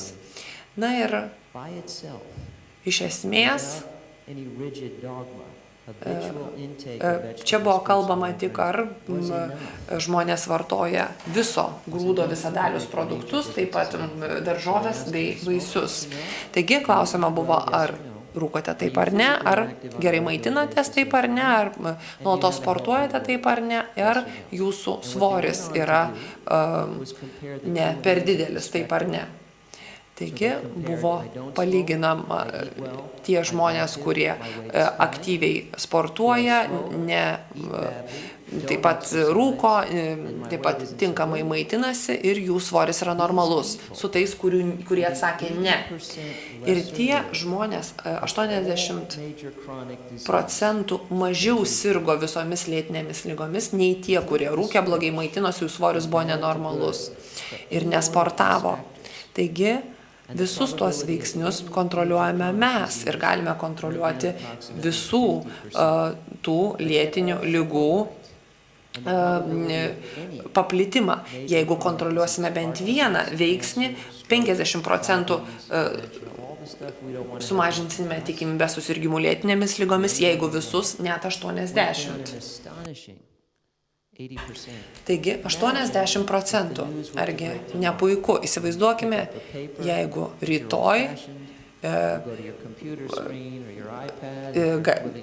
atsiversite popieriaus lapą arba jeigu esate šiuolaikinis žmogus, atsiversite, tarkim, savo kompiuterius, paskaitysite žinias, kad yra modernus vaistas, kuris bus visiškai nebrangus, neturi pašalinių poveikių, yra išrastas ką tik saugus vaikams, taip pat ir seniems žmonėms, jo yra pakankamai ir jeigu išgersite tą vieną tabletę kartą per dieną ir gersite ją visą gyvenimą, tai sumažins riziką susirgti bet kokia lėtinė liga 80%. Kas norėtų tokią tabletę vartoti?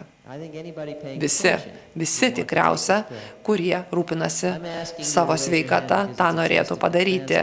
Aš paprašiau pakelti rankas, kad pažiūrėčiau, ar girdite vertimo. Na, bet testas pavyko. Visi tikriausia norėtumėte išgerti tokią tabletę.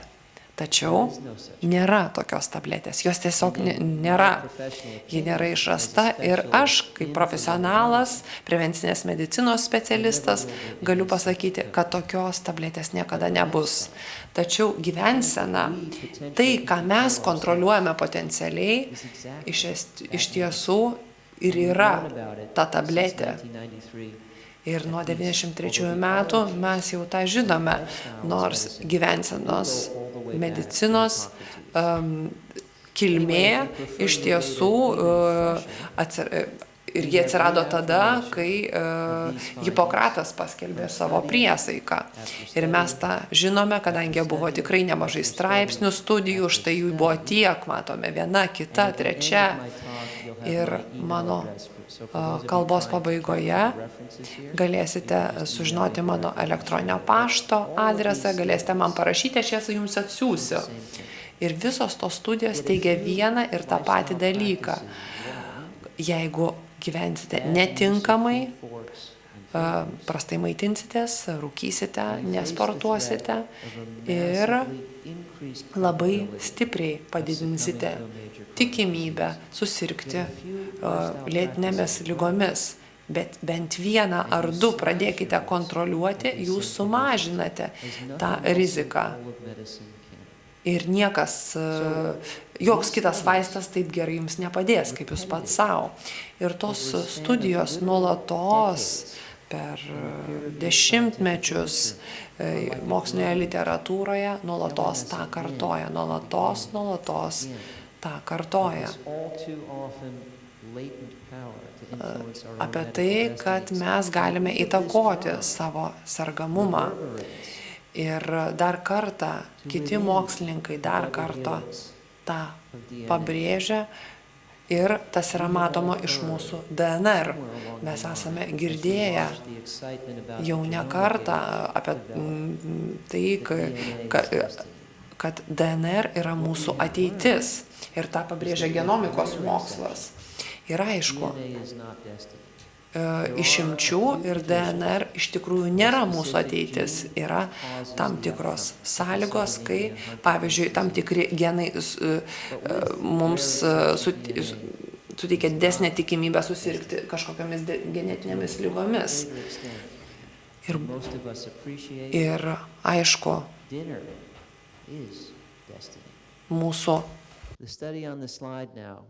mūsų likimą lemia ne DNR, o vakarienė. Ir vienas iš gydytojų 30 vyrų pakalbino sergančių prostatos vėžių, kurie serga ankstyvos stadijos prostatos vėžių. Mes nežinome, ar gydymas padės jiems ar ne. Iš esmės yra laukiame, ar liga progresuos ar ne. Gydytojas Ornišas pagalvojo, kad galime galbūt padėti tiems žmonėms geriau, nei tiesiog stebėti ir laukti. Kol stebime, kol laukiame, galime šios vyrus galime gydyti gyvensenos medicina. Jiems buvo suteikta galimybė maitintis sveikai, gyvu maistu, visadalių maistu, taip pat neleisti rūkyti, neleisti gerti per daug, nuolatos sportuoti buvo patariama, taip pat pakankamai miegoti. Šie vyrai buvo apmokyti, kaip vengti streso, medituoti ir taip pat puikiai daug galimybių bendrauti vieniems su kitais. Kadangi žmogus yra socialinė būtybė, mums reikia bendrauti, taigi buvo kontroliuojamas miegas, stresas, meilė, iš esmės sveika gyvensena buvo liepiama sportuoti, nerūkyti, sveikai maitintis ir aš manau, kad tai yra labai svarbu. Ir per keletą mėnesių buvo nagrinėjama ne tiek tų vyrų būklė, ne tiek pats vėžys ir jo pažanga, bet buvo studijuojami genai ir vėžio būtent genas. Buvo vėliau suprasta, kad 500 vėžio genų buvo tiesiog išjungti, jie nebefunkcionavo tose asmenyse. Ir iš esmės ne genų egzistencija, bet jų aktyvumas yra svarbus. Genų ekspresija yra labai svarbi. Būtent 500 vėžio skatintojų buvo nuslopinti. 500 irgi kitų dar buvo nuslopintų, jie tapo nebeaktyvūs. Ir būtent apie tai buvo parašyta, kad tai, ką mes darome, ką mes įtakojame, įtakoja mūsų genų veiklą, genų ekspresiją. Ir tai įtakoja ir mūsų ateitį. Ar mes susirgsime lėtinę ligą ar ne.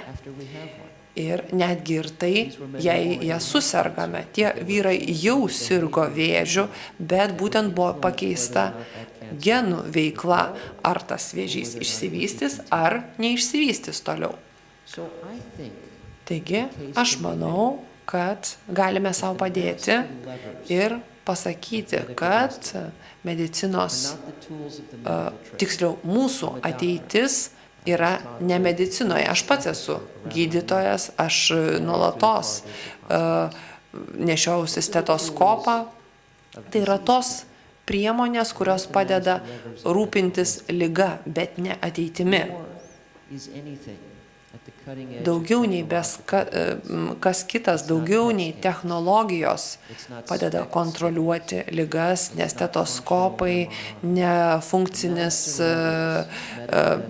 nei kompiuterinė tomografija, nei ne kiti kažkokie išmanūs preparatai, bet būtent jūs, ką jūs pasirenkate laikyti pirštuose, šakutėje, bei kiek pasirenkate sportuoti. Ir buvo pasakyta, aš galiu pajudinti pasaulį, jei man suteiksite tinkamus svertus. Ir būtent tie svertai ir yra jūsų rankose. Ir būtent moderni epidemiologija, taip pat šiuolaikinė medicina tą ir teigia. Mes dažnai sakome, kad žinios yra jėga. Bet jeigu taip būtų, tai, ką žinome ir tai, ką darome, galbūt nebūtų taip atitrūkę vieni nuo kitų, nebūtų tokio didelio atotrūkio, jeigu iš tikrųjų pasinaudotume savo žinią. Taigi mes čia turime vieną misiją, kurią turime įvykdyti kartu. Jūs be abejonės suvokite, kas yra sveikata. Ir tikiuosi, kad Ann Wigmore fondas ir taip pakvietė tuos žmonės, kurie rūpinasi savo sveikata. Bet tie iš mūsų, kurie jau suvokiame, kad reikia pasikliauti gyvensenos medicina, taip pat kontroliuoti savo ateitį, turi pakeisti kultūrą ir šviesti kitus, tam, kad gyventume savo, o neitume prieš save. Nes jau per daug laiko visuomenė toleruoja tą kultūrą, kuri iš tiesų nepadeda mums, nepadeda medicinai, bet prieštarauja jai. Ir būtent dėl to esame pasiklydę vertime, ne vertime iš anglų į lietuvių kalbą, bet negalime pakeisti žinių ir paversti jas veiksmais.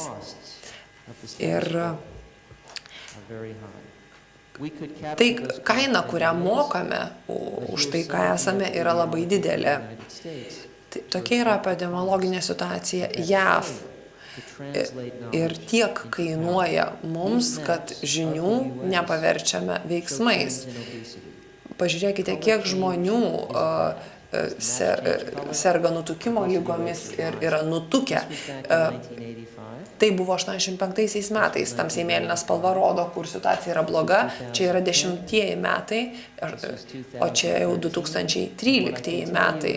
Ir galiu jums pasakyti, kad jau spalvų mums pradeda trūkti, tai geriau yra galvoti apie problemos sprendimą. Ir mes galvojame apie tai, kad nutukimo tendencijos yra ne dėl to, kad mes nežiūrime į veidrodį, visi žiūri į veidrodį ir mato, kaip atrodo. Bet visuomenės sveikatos profesionalai domisi nutukimu, kadangi nutukimas sukelia širdies ir kraujagyslių ligas, taip pat ir vėžio ligas, insultus, demenciją. Ir taip pat ir sukelia diabetą, nes nutukimas sukelia labiausiai antro tipo diabetą ir suaugusių ir tarp vaikų. 94 metais taip atrodė situacija diabeto srityje, o taip 10-aisiais JAV. Bet mes jau nesuvokiame, kokia yra situacija, o dabar jau tą žinome. Anksčiau sakau, kad mes buvome keptuvėje, o dabar artėjame prie ugnies. Bent jau taip atrodo ir skamba ta metafora angliškai.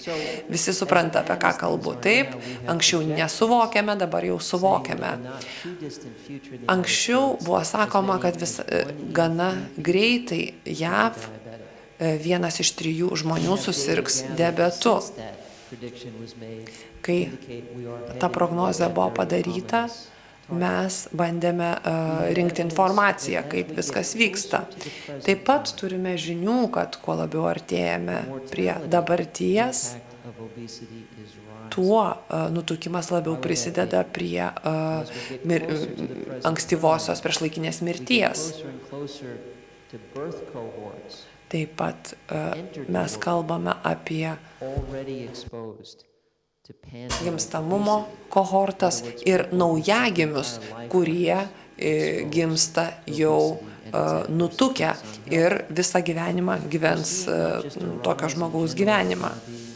Mes taip pat kalbame apie tai, kad vis daugiau ir daugiau jaunų žmonių yra nutukę. Ar esate girdėję apie antrojo tipo diabetą? Žinote, apie ką aš kalbu, taip? Tas pavadinimas yra girdėtas, tai yra labai bloga liga. Kai aš mokiausi medicinos, prieš gal 100 metų tai buvo, visai neseniai, buvo kalbama apie dviejų tipų diabetą. Pirmojo tipo diabetą ir pirmasis buvo jaunų žmonių diabetas, antrasis buvo vadinamas suaugusių diabetu. Tai buvo vadinamasis suaugusiųjų diabetas. Kodėl buvo vadinamas suaugusiųjų diabetu?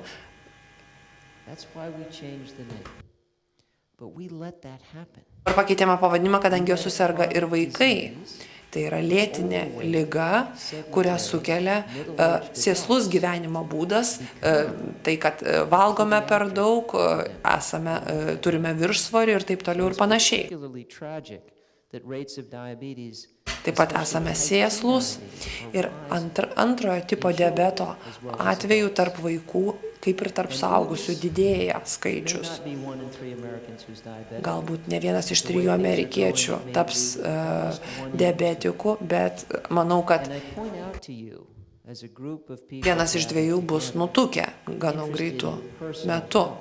Ir asmenys, kurie domisi visuomenės sveikata, suprato tai, kad šiuolaikinė visuomenė iš tikrųjų neištvers to, kad pusė žmonių bus diabetikais, taip pat sirgs diabetu, taip pat bus nutukę, kaštai bus labai dideli.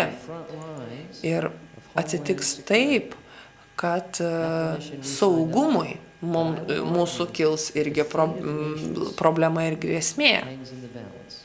Ir visoms visuomenėms taps nebepakeliama tai. Ir visi mes, turėdami tą galią ir jėgą, gyvendami sveikai, užsimdami savo gyvenseną, galime pakeisti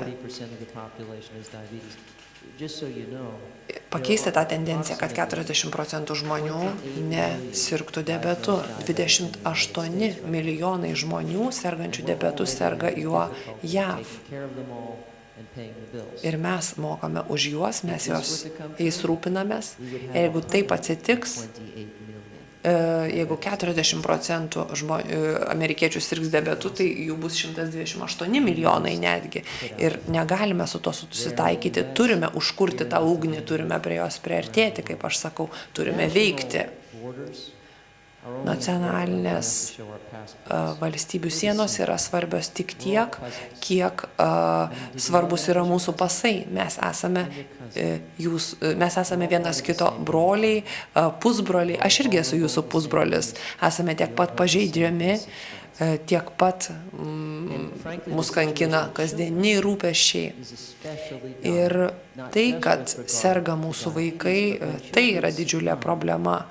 Ir kai vaikai 10 metų gali susirgti suaugusiųjų diabetu, jie taip pat gali, aišku, susirgti ir lėtinėmis ligomis. Pavyzdžiui, JAV, tikėsite ar ne, 35% insultų skaičius tarp vaikų nuo 5 iki 14 metų padidėjo. Įsivaizduokite, insultas.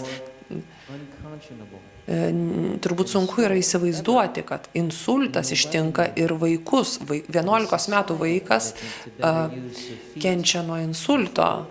Taigi, jeigu galime užkirsti kelią, maitindamiesi sveikai ir daugiau sportuodami, tai kodėl to nedarome? Tai yra tie tamsus šiuolaikinės epidemiologijos miškai, ar tie debesis, kurie yra virš mūsų susitelkę, tai ko nežinome.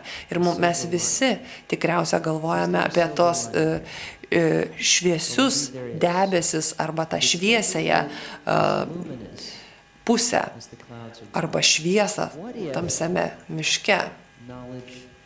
O jei žinios būtų galingos ir turėtų tą galę pakeisti kažką, jeigu galėtume paversti žinias kasdieniais veiksmais,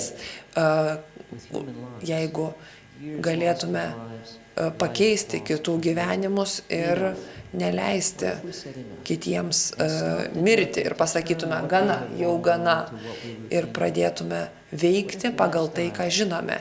Jei gyvensena būtų ta medicina, kuri būtų prieinama visiems. Ir tokiame pasaulyje galėtume sumažinti 80% visų širdies ligų skaičių, 90% diabeto susirgymą, 60% vėžio susirgymus, taip pat insultus ir demencijos paplitimą. Taigi norėtume tą daryti. Esu parašęs net ir straipsnių kartu su kitais, kad tą įrodyčiau. Ir manau, kad tokia skaidrė tikriausia galėtų išspausti ir jūsų, ir visų kitų ašaras. Arba nesuprantate, ką pasakiau, arba jūs tiesiog dabar visiškai pribloškė tai, ką pasakiau, arba esate čia visiški neišmanėliai. Suprantate, apie ką aš šneku? Man atrodo, kad jūs esate jautrūs žmonės ir problema yra mano skaidrė, kadangi tai iš tiesų yra pribloškianti statistika, labiausia tikriausia pribloškianti visuomenės sveikatos srityje. Bet tai yra vis tiek statistika, ar ne? Kažkas nuobodaus, kažkas visiškai sauso, visiškai nekalbančio mums, visiškai tokio beveidžio. Aš visuomenės sveikatos srityje dirbau visą gyvenimą ir pradėjau suvokti, kad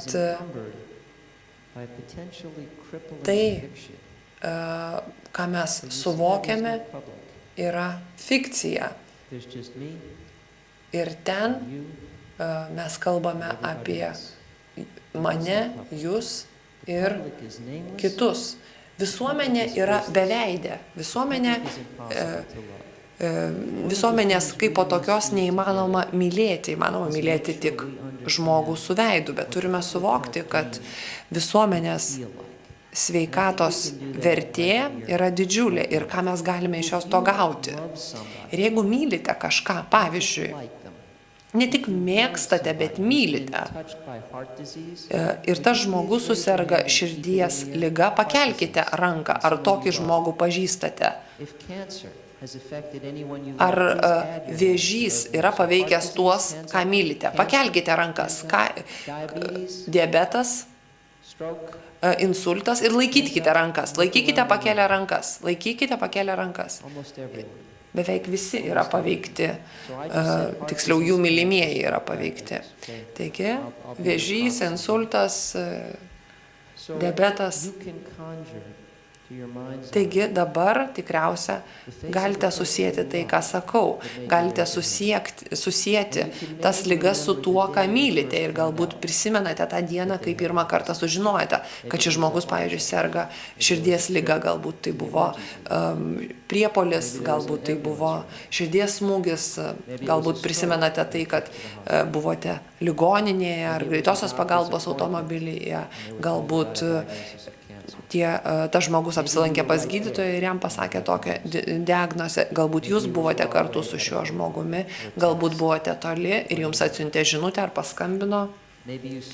Galbūt pamatėte juos ligoninėje, galbūt tiesiog išgirdote, galbūt atvykote į intensyvios terapijos palatą, buvote greitosios pagalbos automobilėje, galbūt šiam žmogui pagerėjo, jie sugrįžo namo, galbūt tas žmogus išvyko į ligoninę ir niekada nesugrįžo. Kartais tie žmonės pasveiksta, kartais ne. Bet kokiu atveju Ta diena tikrai nebuvo linksma. Žinios buvo sukrečiančios. Taip tikriausia buvo viena iš baisiausių dienų mūsų gyvenime. Ir daugumai tas patyrimas nėra naujas. Ir tikriausia galime susieti to žmogaus, kurį mylime, veidą, kuris susirgo insultų, diabetų ar vėžiu su ta liga. Ir jeigu žinios turėtų galę, jeigu mes visi kartu galėtume paversti tai, ką žinome ir žinojome visą gyvenimą, į tai, ką mes darome kiekvieną dieną. 8 iš 10 čia nebūtume pakėlę rankos. Būtent taip, 80% galime pakeisti pasaulį. Ir tai nėra kažkas nuo mūsų nutolę, tai nėra tik statistika. Tada mes suteikiame tai visuomeniai veidą, tada pamatome jų veidus. Tai yra tie žmonės, kuriuos mes pažįstame, kuriuos mes mylime. Ta darome ne tik savo, bet ir jiems. Gyvensenos medicinos pažadas, kuris mums žada ateitį, turi būti ne tik mumise, bet mes turime paversti tai, ką žinome, savo veiksmais, ne tik dėl savęs, bet taip pat ir dėl kitų žmonių. Na ir atvirai kalbant, tai ir yra atsakymas į klausimą, kodėl mes to nepadarėme dar. Jeigu žinome tai ir jeigu tikrai įstringai tuo tikime ir esame įsitraukę į tai ir mylime tuos žmonės, kuriuos mylime, kodėl mes to nepadarėme, kodėl 23 metus niekas nebuvo darėma. Galbūt kažkas riboja mūsų pažangą, kažkas labai didelis ir kažkas, ką mes irgi suvokiame. Prie to pridėkime štai šitą paveikslėlį. Tikriausia, žmogaus evoliucija atrodo štai taip. Tas pats, jeigu pridėtume tą prie to, gautume štai tą. Na, dėl klimato kaitos galbūt taip gali ir atsitikti, bet čia jau istorija yra kita. Kalbant apie tą poliarinę mešką Saharos dykumoje, man atrodo, sako mums tai, kad poliarinės meškos gali išgyventi neįprastoje aplinkoje, ten, kur mes negalėtume išgyventi, bet jos prisitaiko prie tos aplinkos. Ir tendencijos, kryptis, kurios keičia jų išgyvenamumą, aišku, joms padeda išgyventi. Ten, kur yra karšta, jų kailis irgi padeda joms, sugeria tą karštį ir padeda joms išgyventi. Bet tai, ką noriu pasakyti, kad mes irgi esame tos šiaurės meškos Saharoje. Visą gyvenimo laikotarpį, per visą žmonijos gyvavimo laikotarpį maisto nebuvo pakankamai. Nereikėjo žmonėms specialios avalynės, taip pat sportuoti gimnastikos salėje. Žmonės tiesiog stengdavo išgyventi, kadangi maisto nebuvo daug ir kalorijų negaudavome pakankamai. Tačiau noriu Jums pasakyti, kad mes kaip rūšis, Homo sapiens, neturi įgimtų apsauginių savybių nuo sėslaus gyvenimo būdo ar prastos mitybos. Mes turime smegenis. Mes esame tikrai protingesni nei vidutinė šiaurės meška. Turime pakankamas priemonės ir būtent tą turime daryti. Turime pakeisti tą mokslinę inžineriją. Ir kalbant apie šiuolaikinę gyvenseną, ji yra šiuolaikinė dėl to, ji eina prieš mediciną. Taigi, kita priežastis, Kodėl taip atsitiko, yra dar viena problema, kad mums trūksta aiškumo, ką daryti, arba kur tai yra. Negalite nueiti ten, jeigu nežinote, kur eiti. Jeigu žinote, kur tas kažkas yra, tada galime tikrai ten nukeliauti. Ir tuo ir pabaigsiu. Žmogaus galimybės yra neribotos. Negalime pasakyti, kad tai per sunku, to negalime padaryti. Viską galime, kai žinome to kainą ir įsipareigojame tam. Ar žinome, kur visa tai yra? Na, kalbant apie pirštus. Rūkyti yra blogai, o nerūkyti juk daug geriau. Ar suprantate, ką kalbu? Taip? Na, puiku. Na, kojos mūsų. Judinti kojas yra neblogai, ar ne? Nejudinti kojų nėra blogai.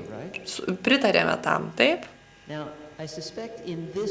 Na, šiame kambaryje, šioje salėje tikriausia suprantame, ką valgyti yra gerai. Bet visame pasaulyje ne visi sutarė, kas yra geriausia. Dėti į burną kiekvieną dieną, kiekvieną minutę, man atrodo, yra kalbama apie tą geriausią mitybą. Vieni sako, kad geriausia yra valgyti gyvūninės kilmės maistą, kitą dieną augalinės. Vieną kartą yra kalbama apie paleo dietą, kitą dieną apie Atkinsono dietą ir taip toliau ir panašiai. Ir tos teorijos prieštarauja viena kitai. Bet čia, tie, kurie atėjo čia, irgi tikriausia suvokiate, kokie yra sveikos gyvensenos pagrindai. Bet žinote, kad ne visi tokie žmonės yra ir ne visi tam pritarė. Taigi, ne visi ir nepakanka būti tai mažai grupeliai žmonių ir veikti pagal tai, kuo tiki. Reikia taip pat kalbėti ir kitiems, ir pasakoti kitiems. Nes kitaip pasaulyje įsivyraus sumaištis. Reikia paversti tas žinias veiksmu ir toliau kalbėti ir skelbti sveikos gyvensenos esmę. Taigi, dabar kalbame apie tą šakutę kelyje. Mes dažnai esame sumišę, kuo maitinti homo sapiens ir nežinome, kaip tą daryti. Bet aš nepritariu tam. Pagalvokime apie tai, kad žinome.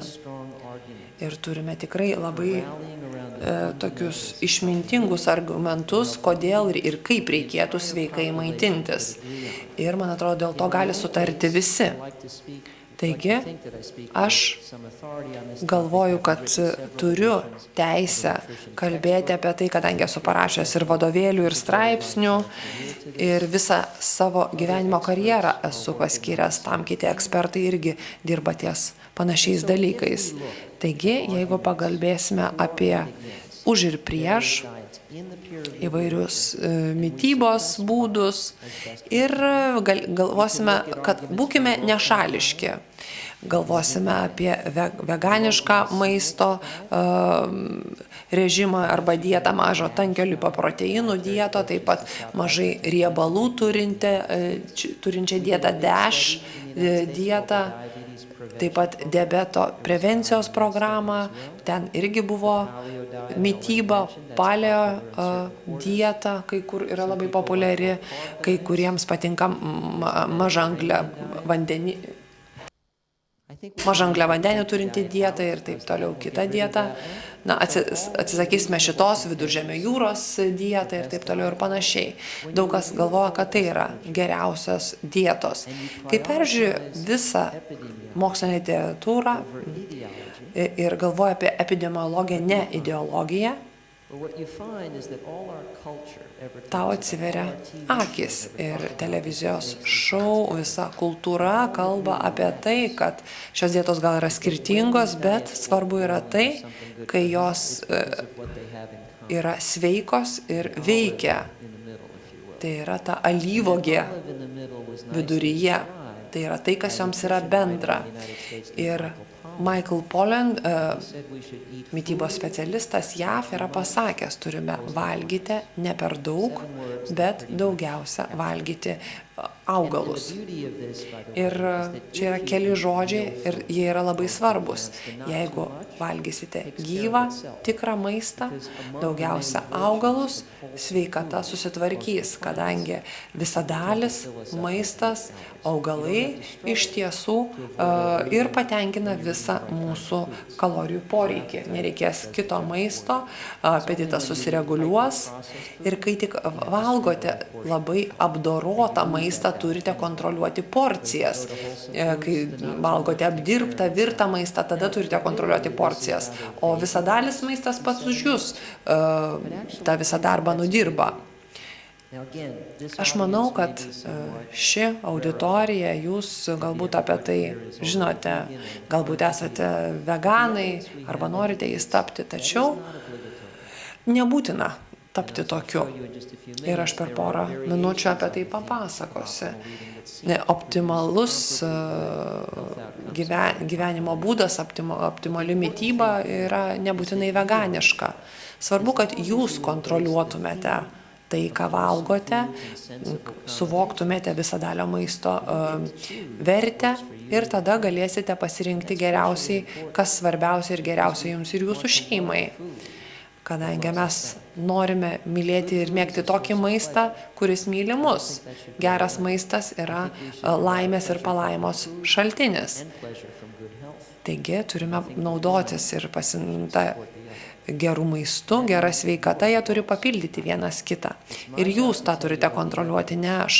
Aš turiu pakalbėti tik apie tai, ką mums sako faktai. Ir jūs galėsite pasirinkti. Ir tai tikriausia veiks jums ir galėsite to pasidalinti ir su kitais. Na ir gera žinia yra tai, kad tas pats požiūris į mūsų sveikatą yra geriausiai pagristas moksliniais tyrimais. Ir toks požiūris yra geriausias ir mūsų planetai. Jei gersime vandenį vietoj gazuotų gėrimų, bus gerai ir mums, ir visai žemei. Ar žinote, kiek vandens išnaudojama 1 litrui Coca-Colos plastinėme butelyje pagaminti? Maždaug 500 litrų vandens. Taigi gerkite tiesiog vandenį. Gersite vandenį, bus geriau ir jums. Nereikia jums to cukraus, nereikia jums tų kalorijų, kurios yra Coca-Coloje, ir bus geriau visai žemiai. Kaip jau girdėjote šį rytą, jei valgysite augalinį maistą, o neduosite tą augalinį maistą gyvūnams, kuriuos vėliau suvalgysite, žinoma, kad į aplinką išskirsime daug mažiau šiltnamio efektą sukeliančių dujų, taip pat bus geriau žemiai, bus geriau ir mums. Ir dar ne kartą po pietų šiandien apie tai girdėsite, kalbant ne vieną ekspertą. Tokia pati mityba, kuri yra naudinga mums, mūsų artimiesiems, yra naudinga ir visos planetos sveikatai. Pradėkime mylėti savo Žemę, nes tai yra vienintelė planeta, kurią turime, kurioje galime gyventi. Ir nepakankamai ją iki šiol mylėjome. Kadangi visą tai jau žinome, paklauskime savęs, ar mes tai jau darome, ar valgome daugiausiai augalinį maistą. Žinoma, kad ne. Ir mes visi esame linkę į pernelyg apdorotą maistą. Jungtinėse Amerikos valstijose mes valgome tai, kas įpakuota į dėžutę. Štai kaip atrodo amerikiečių šeima ir jo savaitė šeimos racionas. Neradau lietuviško šeimos nuotraukos, nežinau, kaip ši nuotrauka atrodytų, tad turėtų būti visai kitokia. Sakome, valgykime daugiau augalinio maisto, pažiūrėkit į nuotrauką, kur čia tas augalinis maistas, dar toli mums iki augalinio maisto. Taigi, mes puikiausiai dabar žinome, kas mus padarytų sveikais, kokia mityba būtų sveika. Ja ir turime rinktis. Turime elgtis sveikai, turime nerūkyti. Svarbiausia iš situacijos, kurioje esame dabar, pereiti į situaciją, kuri yra pati geriausia mums ir be jokių ginčų. Jeigu, nežinau, ar visi jūs esate veganai, bet noriu pasakyti, kad jūs neprivalote to požiūrio primesti kitiems. Bet turite išaiškinti kitiems būtinybę pereiti prie visadalio maisto. Jei jie nenori tapti veganais, tegul netampa.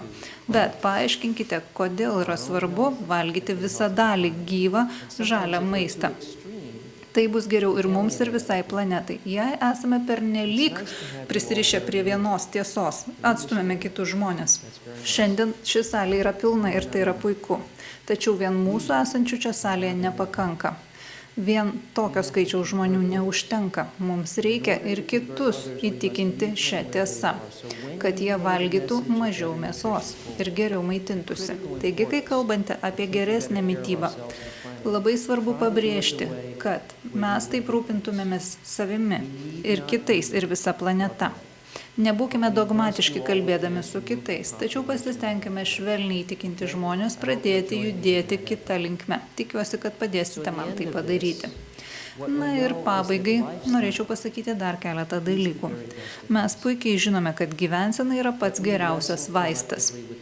Tačiau mes nuolat kovojame su įvairiausiais iššūkiais, kurių mums sukelia vartojami vaistai. Mary Poppins mums sakė, kad cukraus šaukštelis padės nuryti karčius vaistus.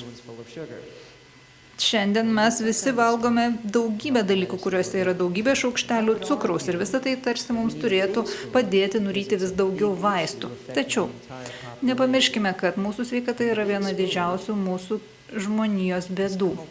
Ir tas šaukštas, kurį mes ketiname nuryti, yra daugiau susijęs su mūsų kultūra, su mūsų gyvensena. Taigi, man iš tiesų didžiulė garbė kalbėti šiai auditorijai. Vakar kalbėjome su akademinė visuomenė ir auditorijoje buvo daug gydytojų. Žinoma, kad iš tikrųjų galime daug ką pasiekti tiesiog propaguodami gyvensenos mediciną klinikinėje auditorijoje. Tačiau aš manau, kad daug veiksmingiau yra nuolatos apie tai galvoti virtuvėse ir valgomuosiuose bei parduotuvėse. Jeigu pirksime tai, kas mums naudinga parduotuvėje, jeigu pirksime tai, kas mums naudinga restorane, jei aktyviai rūpinsimės tuo, kaip mokykloje yra maitinami mūsų vaikai, tai ir pakeis situaciją į gerą. Kartkartėmis mes susitinkame su gydytojais ir tik tuomet, kai susirgame. Vien gydytojai visko nepakeis. Visuomenė esame mes patys, kultūra esame mes patys. Vakar iš tiesų buvo puikiai diena, mes puikiai pakalbėjome su gydytojais, tačiau ši diena yra daug geresnė. Nes šiandien kalbu su žmonėmis, kurie iš tikrųjų turi potencialo pakeisti pasaulį, pakeisti kultūrą. Kultūra esame mes, sėdinti šioje auditorijoje. Ir iš tiesų turime daug įrodymų, juk tai yra tiesa. Yra vadinamosios mėlynosios zonos. Ar esate apie jas girdėję? Girdėję apie mėlynąsias zonas? Didžioji dalis nesate girdėję, arba vertimas nepasiekia jūsų ausų. Taigi, kodėl šios zonos vadinamos mėlynosiomis zonomis? Denas Blutneris, kuris ir išgalvojo šį terminą, yra labai gerai žinomas National Geographic visuomenėje. Jis yra tyrinėtojas, keliauja po pasaulį ir tyrinėja pasaulį. Tyrinėdamas pasaulį, jis susitiko su daugybė visuomenių. Ir keliaudamas jis pastebėjo, kad yra tokių visuomenių, kuriuose žmonės gyvena ir 100 metų ir daugiau ir neserga chroniškomis ligomis. Taigi jis tiesiog pasiėmė žemėlapį ir nusprendė išsiaiškinti, kurgi iš tiesų tos vietos yra. Viena iš tų vietų yra Sardinijoje, Italijoje, taip pat viena Graikijoje, viena Okanavoje, Japonijoje, taip pat viena Kalifornijoje. Ir vėliau kolega papasakos, iš Kalifornijos kolega apie tai papasakos. Taip pat viena yra visuomenė Kostarikoje ir visas tas vietovės, visas tas visuomenės, mano minėtasis tyrinėtojas, pažymėjo mėlynai. Būtent dėl to tos zonos ir vadinamos mėlynosiomis zonomis. Tačiau tos mėlynosios zonos tai yra tos vietovės, kur žmonės paprastai gyvena 100 metų ir daugiau ir neserga nei demencija, nei diabetų, nei širdies ligomis. Ir iš tikrųjų nepraleidžia savo paskutinių dienų intensyvios terapijos skyriuose. Gyvena jie ir 102 metus. Ir daugiau, vieną dieną tiesiog užmiega ir nebeatsibunda. Jie gyvena ilgai, jie gyvena gerai, jie yra gyvybingi. O kai ateina laikas iškeliauti į kitą pasaulį, jie tiesiog atsigula nakties ar popiečio miego, iš kurio nebepabunda. Manau, kad visi mes norėtume gyventi tokį gyvenimą ir iškeliauti būtent taip, kaip iškeliauja ir gyvena žmonės mėlynosiose zonose. Ta mes tikrai galime padaryti. Galime iš jų pasimokyti sveikos gyvensenos. Sveika gyvensena iš tiesų gali padėti pasiekti šio tikslo. Visoms nuomonėms yra vietos. Tačiau, pavyzdžiui, Sardinijoje yra paplitusi Viduržemio jūros dieta. Ten yra naudojama daug aliejų, ir avokado, ir alyvuogių aliejų, ir žuvies. Pavyzdžiui, Okinavoje, Japonijoje, azijietiška dieta paplitusi. Kalifornijoje 7 dienos adventistai. Dažniausiai yra vegetarai ir veganai. Kostarikoje žmonės valgo ir mėsos, jie yra visavalgiai, tačiau didžiąja dalimi valgo augalus. Ir jie valgo labai daug pupelių. Kasgi tarp šių žmonių yra bendro? Ogi tai, kad jie valgo tikrą maistą. Didžiąją dalį jų dietos sudaro augalai. Nesvarbu, ar daug riebalų, ar mažai riebalų, nesvarbu, ar daug angliavandenių, ar mažai, ar daug baltymų, ar mažai. Svarbiausia, kad per ilgą laikotarpį viskas susibalansuotų ir pasiskirstytų tolygiai. Ir svarbu gerti daug vandens, kai kurie geria vyną, kai kurie to vyno negeria. Geria tik vandenį, tačiau svarbiausia yra subalansuotas, geras, gyvas augalinis maistas. Ir tai padeda žmonėms išgyventi iki 100 metų ir daugiau. Ir jie yra tokie pat žmonės kaip mes. Genetiškai jie nuo mūsų niekuo nesiskiria, skiriasi tik jų gyvensena. Dar vienas svarbus su mėlynosiomis zonomis susijęs dalykas yra tas, kad žmonės ten sugeba įveikti kultūrinės nuostatas, kurios neleidžia mums būti sveikais. Mes visi esame savo kultūros įkaitai. Ir kultūra tarsi ir lemia tam tikrą mūsų sveikatos būklę. Žinoma, kad kai kurie iš mūsų galime atvykti į tokias konferencijas ir pasižadėti, kad nepaisant nieko aš būsiu sveikas ir gyvensiu tik sveikai nuo šiol. Tačiau, ar užtenka vien tik tai apie save pagalvoti? Ne, neužtenka. Reikia stengtis pakeisti visą visuomenę, kad pirkti galėtume tik sveiką maistą, valgyti galėtume tik sveiką maistą, kad tokia gyvensena būtų mūsų kasdienybė, kad nereikėtų žmonių įtikinėti, kad tai turi būti kasdienybė. Ir tai nėra nieko ant žmogiško, tai yra ant kultūriška tiesiog. Ir kultūra yra mūsų sukurta. Būtent tokią kultūrą, kokią norime, mes ir susikūrėme. Vienybėje slypi didžiulė jėga. Gyvensenos medicinos pasaulyje taip pat slypi didžiulė vienybės jėga. Tai, ką matote televizijoje, skaitote knygose, iš tiesų yra melas, o ne tiesa. Dažniausiai tai pateikiama taip, todėl, kad tai yra patrauklu, įdomu ir taip toliau. Jeigu vieną dieną mes pasakysime savo, mes žinome tiesą, kaip žmonės turėtų maitintis. Žinodami tą tiesą, turime pradėti apie tai kalbėti. Juk kasdien nekalbame per televiziją apie tai, kaip reikia šerti arklius. Iš tikrųjų, jei kasdien atrastume po vieną teoriją, kaip šerti arklius. Vakar šerėme vienaip, šiandien šerkime kitaip. Apie tai mes daug nešnekame. Mesgi žinome, kaip šerti arklius, todėl ir neieškome naujų būdų, kaip juos šerti, kad jie jaustųsi gerai. Tas pats turėtų būti ir su žmonėmis. Man iš tiesų labai pasisekė, kad aš turiu galimybę dirbti su pačiais geriausiais mitybos medicinos specialistais. Ir bėda yra ta, kad mes tiesiog nesutarėme dėl kai kurių esminių dalykų. Visi puikiai žinome, kad rūkyti negerai, gerti negerai. Tačiau dėl mitybos ne visada sutarėme, nors žinome, kokia yra tiesa. Tiesa yra ta, kad turime valgyti daugiau augalinio maisto. Dažniausiai, kai pakviečiu specialistus kalbėti šią temą, visi sako, sutinku, reikia valgyti daugiau augalinio maisto, daugiau daržovių, daugiau vaisių. Ir kartą esame susitikę su 300 specialistų iš daugybės šalių, taip pat ir iš Lietuvos, kurie susėdo aplink vieną apskritą stalą ir sutarė, kad taip mes visi sutinkame, jog augalinis maistas yra pats geriausias žmogui. Na, aš siūlau jums pasidomėti štai šią interneto svetainę, kur kaip tik ir rasite visą informaciją apie mano minėtų mokslininkų susitikimą. Argi neverta pasistengti, jei 80% problemų bus išspręsta vien tik tai pasirinkant šį gyvensenos būdą. 70% tos tarybos narių, kuriuos aš minėjau, yra veganai. Caldwellas Esselsteinas, Colinas Campbellas ir visi kiti, visi jie yra mano minėtosios mokslininkų grupės nariai. Tačiau tos pačios tarybos nariais yra ir paleodietos svarbiausi ekspertai. Taigi svarbu, kad skirtingų įsitikinimų specialistai susėstų prie vieno stalo ir suteltų dėl esminių dalykų, dėl kurių mes visi iš tiesų pasisakome vienodai.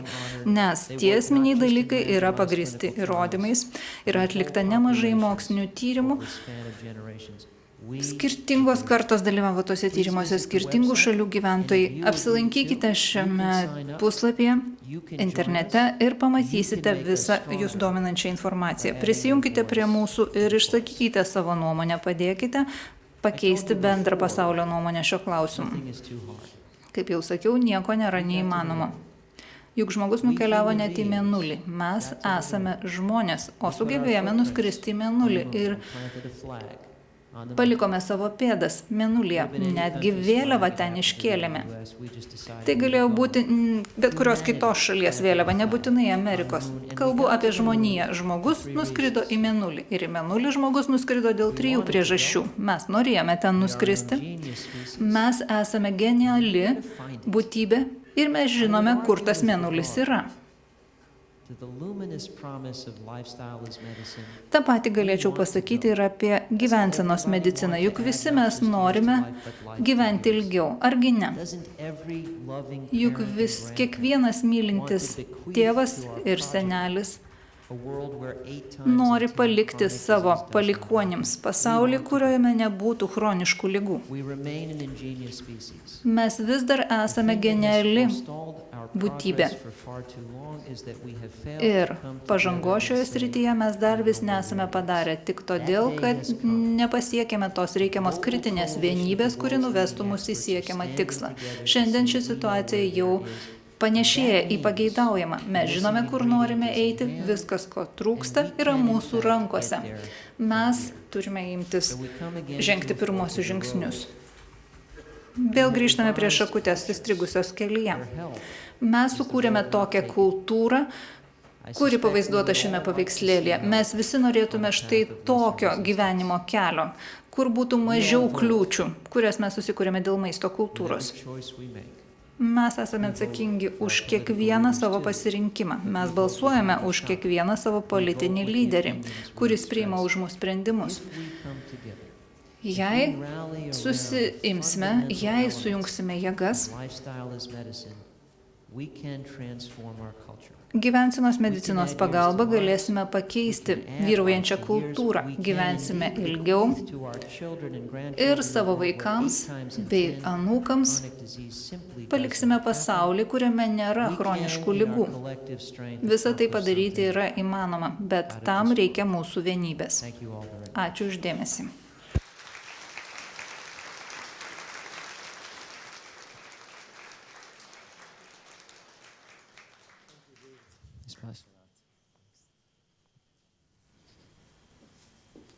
Ačiū labai Deividui. Ir toliau tęsdami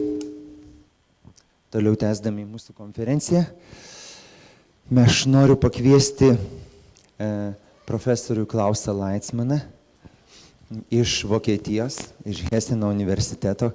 Klausas Leitzmanas buvo prieš 1,5 metų mūsų konferencijai ir mes jį pakvietėm, nes jis yra vienas iš pačių autoritetingiausių žmonių Europoje, mitybos ekspertų ir darnos ekspertų. Ir mes šitoj konferencijai paprašėm, kad Klausas pasidalintų savo įžvalgom ne tik kaip išsaugoti sveikatą, bet kaip išsaugoti šitą planetą, kaip mums būti ilgai šioje planetoje, kad mes jos nesunaikintume, kad sąskaita savo gerovės nes negalėtume uždaryti durų galimybei gyventi čia kitų kartų žmonėms. Ir jeigu Klausas Laismanas jau pasiruošęs, tai aš kviečiu jį į sceną. Klaus, you're welcome.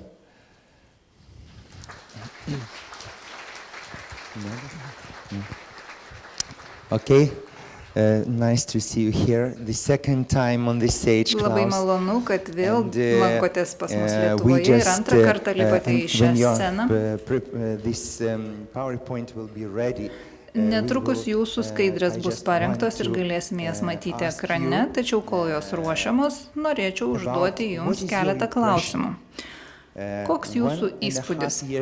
Buvote čia prieš 1,5 metų. Dabar vėl lankotės Lietuvoje. Koks jūsų įspūdis apie Lietuvą ir apie Europą? Ar bent kažkiek Lietuva ir Europa pasikeitė į gerą?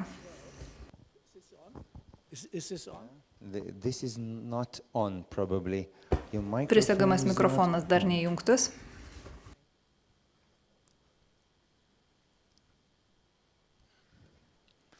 One second, I will look at the... You can talk and try to fix it. You talk with this microphone. Okay. Should I take this off? No, I try to fix it. Okay, you talk with that microphone, so take that off. I don't know why it isn't working. This one is working. Okay, so you just... yes, you start talking. And you take this off. And otherwise it's not working now.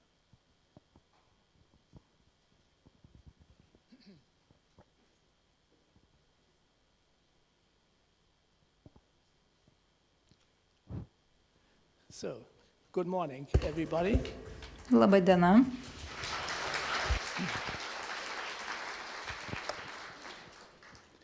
First, I have to answer the question. Visų pirma, turiu atsakyti į mano užduotą klausimą. Manau, kad viskas keičiasi gana lėtai. Europoje bent jau pokyčiai vyksta lėtai. Gal tai ir yra normalu? Nemanau, kad turėtume tikėtis pernelyg daug iš pasaulio. Negalime tikėtis, kad pasaulis pasikeis per naktį. Tokia yra mano nuomonė. Aš manau, kad prireiks 10 mečių pasiekti savo tikslą. Antra, visi jau sėdite čia ir klausotės mūsų beveik 2 valandas. Gal atsistokime ir šiek tiek pasirąžykime. Pajudėkime, bent minutėlę. Manau, kad tai tikrai visiems bus labai naudinga ir tik į sveikatą. Pasirąžykime, pakilnokime rankas.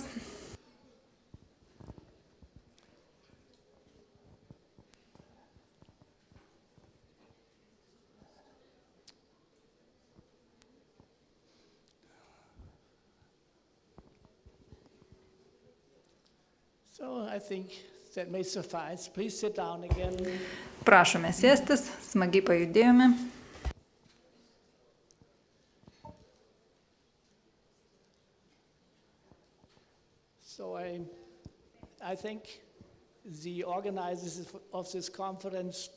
Manau, šios konferencijos organizatoriai pakvietė mane antrą kartą ne veltui ir aš labai džiaugiuosi šią galimybę vėl kalbėti Lietuvoje. Kaip matote, esu iš Vokietijos ir norėčiau Jums parodyti Gyseno miestą, iš kurio ir atvykau. Gyseno miestas yra nedidelis, įsikūręs netoli Frankfurto. Gyvena maždaug 35 000 studentų, vien studentų. Ir noriu pasakyti, kad tai yra vienas labiausiai studentų gyvenamų miestų Vokietijoje. Taip pat norėčiau atiduoti duoklį ir Annai Wigmore. Damai, kuri mane žavi jau 30 metų. Ji yra tikrai labai puiki moteris ir holistinės medicinos praktikė, visadalio maisto propaguotoja, sveikatos propaguotoja ir gyvybės mokytoja. Ji parašė daugybę knygų, įkūrė Hipokrato sveikatos institutą. Pakeisime mikrofoną. Jei niekas iki šiol manęs nesupratote, galėsiu pradėti iš naujo.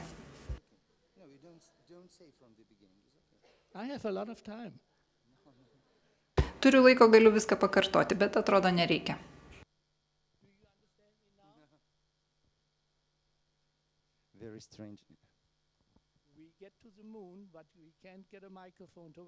Į mėnulį nuskristi galime, o mikrofoną jungti nemokame. Can you try this microphone? Very strange, it's not working, but we tried it. Okay, you continue with this, but just close it. Labai gaila, kad mikrofonas neveikia, bet naudosime rankinį.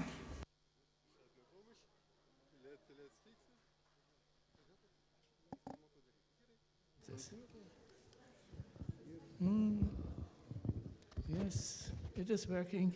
Well, thank you. Dabar jau viskas veikia, ačiū. Wonderful. Now, should be easier. Bus daug paprasčiau ir lengviau. Let me continue with Ann Wigmore. Taigi tęsiu apie Ann Wigmore. Kaip matote, Ann Wigmore parašė gausybę knygų. Some of you are familiar with Ir esu tikras, kad kai kurias iš jų esate skaitę. particularly about wheatgrass, Rašė daug apie kviečių želmenis, taip pat receptų knygą, kaip gyventi ilgai, taip pat apie gyvą maistą ir tiesos paieškas. I'm going to talk about nutrition and O sustainability. aš kalbėsiu apie mitybą ir tvarumą. Speakers this morning touched Šįryt jau pirmi du kalbėjusiai šiek tiek kalbėjo ir šią temą.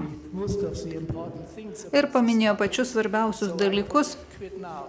Galėčiau tiesiog išeiti ir pasakyti, jau viskas buvo papasakota, o gal vis dėlto tęsiu. Norėčiau pateikti keletą detalių, kurios galbūt buvo praleistos. Tvarumo kaip terminą sugalvojo inžinierius, vokiečių inžinierius, Karlas von Karlovicas. Wrote a book because he had noticed Šis inžinierius parašė knygą. the mines are Jis pastebėjo, kad ten Vokietijoje, kur buvo kasyklos, buvo iškirsti medžiai ir nepakako medienos, the mines that were running in Saxonia. kurių reikėjo Saksonijoje veikusioms kalnakasybos įmonėms. To the society and to the government Taigi tai pastebėjęs Karlas von Karlovičius that the government has to serve the community. pareikalavo iš tiksliau parašė keletą tezių, kuriomis turėtų vadovautis vyriausybė. Jis parašė, kad vyriausybė turi pareigą tarnauti visuomeniai, kad ji turi rūpintis gamta ir yra atsakinga už tai, ką paliks ateities kartoms. Visa tai vienu žodžiu buvo pavadinta tvarumu. Kasgi sudaro tvarumą?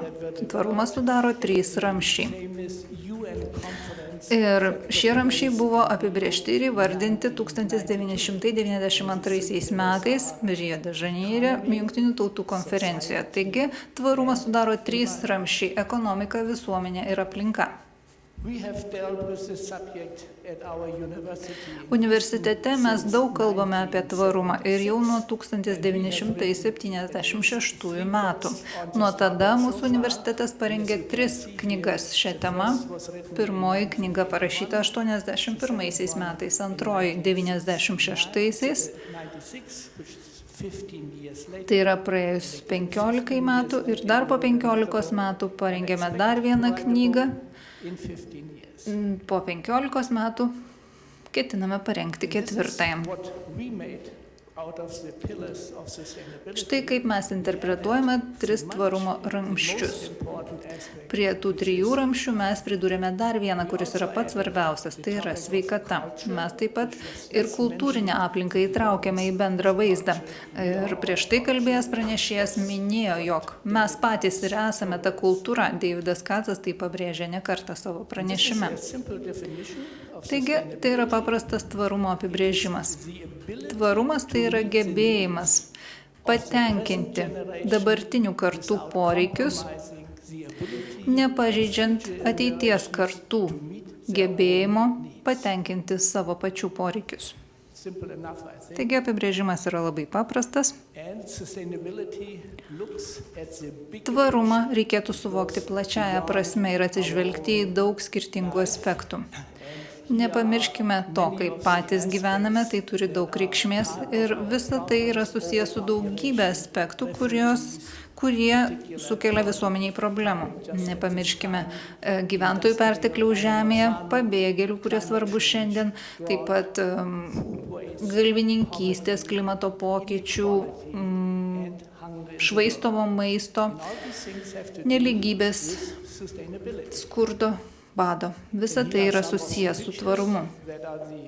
Štai keletas nuotraukų rodančių, kas atsitinka, jeigu mes nesirūpiname reikiamomis sistemomis ir tvarumo neužtikriname. Štai kaip kinta klimatas. Mes juk turime išvengti tokių dalykų, kaip neužgesinami gaisrai, ledynų tirpimas, sausra, potviniai ir taip toliau. Esate matę šios vaizdus ne kartą. Na ir jau minėjau, jog perteklinis maisto švaistymas ir naikinimas taip pat mums nepadeda. Vakarų šalyse labai daug išmetama maisto į šiukšlynus ir tai kelia daug problemų. Skaičiuojama, kad vakaruose bent 25% maisto yra išmetama į sąvartynus ir bent 10% maisto yra tiesiog sunaikinama. Tai reiškia, kad 1/3 nuimto derliaus yra prarandama. Taigi egzistuoja didžiulis potencialas, kurį turėtume išnaudoti tinkamai, kad galėtume pamaitinti visus žmonės pasaulyje. Štai dar vienas aspektas, kuris apibūdina situaciją šalyse, kur yra didžiuliai miestai.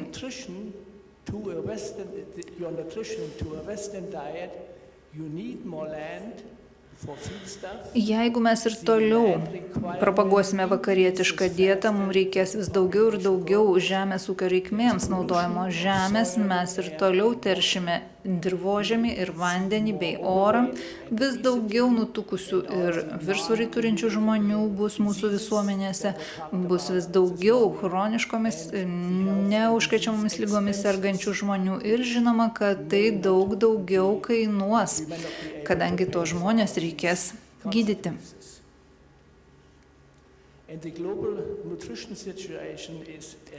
Kokiagi yra situacija su mityba pasaulyje? Pasaulyje yra pakankamai maisto, tačiau tas maistas yra netolygiai pasiskirstęs. Apie 800 milijonų žmonių, oficialios statistikos duomenimis, yra alkani, badauja ir 20 000 vaikų kasdieną miršta dėl nepakankamos mitybos infekcijų. Ir tai yra didžioji žmonijos gėda. 20 000 žmonių, vaikų kiekvieną dieną miršta daugiausia dėl to, kad nepakankama jų mityba. Dėl to jie susirga įvairiomis infekcijomis ir miršta. Mes jau girdėjome, kaip sparčiai auga pastaruoju metu gyventojų skaičius pasaulyje, štai oficialūs duomenys. 1800 metais Žemėje gyveno 1 milijardas žmonių. 930 jau 2 milijardai ir štai kaip greitai skaičius išaugo iki 7,3 milijardų žmonių. 2025 metais jų turėtų būti jau 8,5 milijardai Žemėje. Pokytis iš tiesų dramatiškas, įvyko tiesiog sprogimas. Aš gimiau maždaug 1930 metais ir tikiuosi gyventi bent iki 2025-ųjų. Tai reiškia, kad nuo tos dienos, kai gimiau, iki šiandien gyventojų skaičius pasaulyje išaugo 4 kartus. Tai yra tikrai dramatiškas pokytis.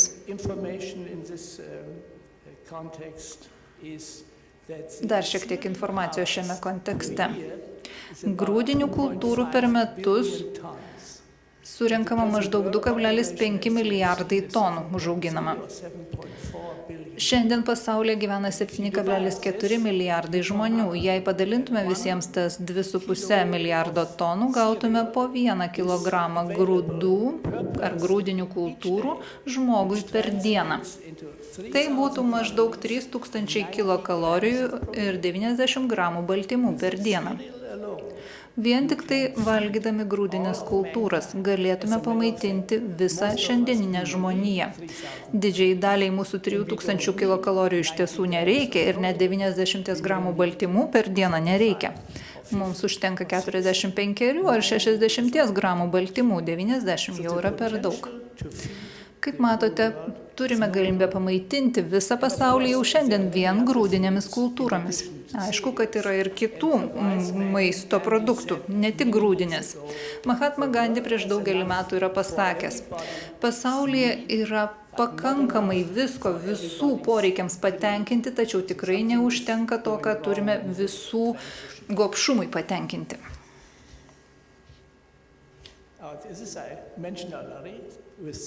Taigi jau minėjau, kad vien šiandien užauginamomis grūdinėmis kultūromis galėtume pamaitinti visą žmoniją ir sočiai. 35% grūdinių kultūrų derliaus yra naudojama gyvuliams maitinti. 10% grūdinių kultūrų derliaus naudojama kaip biokuras. Ir galima pasakyti, jog didelę dalimi mes iššvaistome tą maistą, kurį galėtume panaudoti žmonėms pasaulyje maitinti. Dabar pakalbėkime apie šiltnamio efektą sukeliančias dujas. Šį klausimą jau aptarėme šiandien šiek tiek.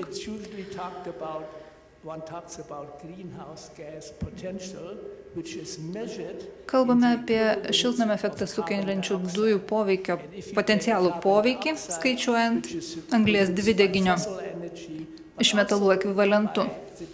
Anglies dvideginį generuoja kastinis kuras, taip pat ir tie virškinimo procesai, kurie vyksta atrajojančių galvijų organizme. Tačiau nepamirškime dar ir tokių dujų kaip metano dujos. Metano dujos yra generuojamos tada, kai auginami galvijai, atrajojantis galvijai, taip pat apdorojant nutekamuosius vandenis ir gaminant dujas bei naftą. Ir jų poveikis yra 25 kartus didesnis nei anglies dvideginio. Azoto oksidas taip dar turi didesnį poveikį mūsų klimatui. Jei jau kalbame apie CO2 iš metalų ekvivalentą.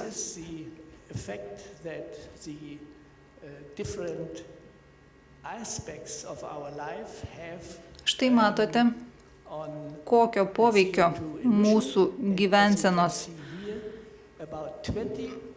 skirtingos dalis turi CO2 emisijoms. 20% CO2 generuoja mūsų mityba. Transportas 23%, gyvensena 21%, kitas vartojimas 24% ir vartojimas viešosioms reikmėms dar 12%. Taigi matote, 20% CO2 yra išskiriama į aplinką gaminant mums reikiamas maistinės medžiagas. Dar kartą apie CO2 emisijas.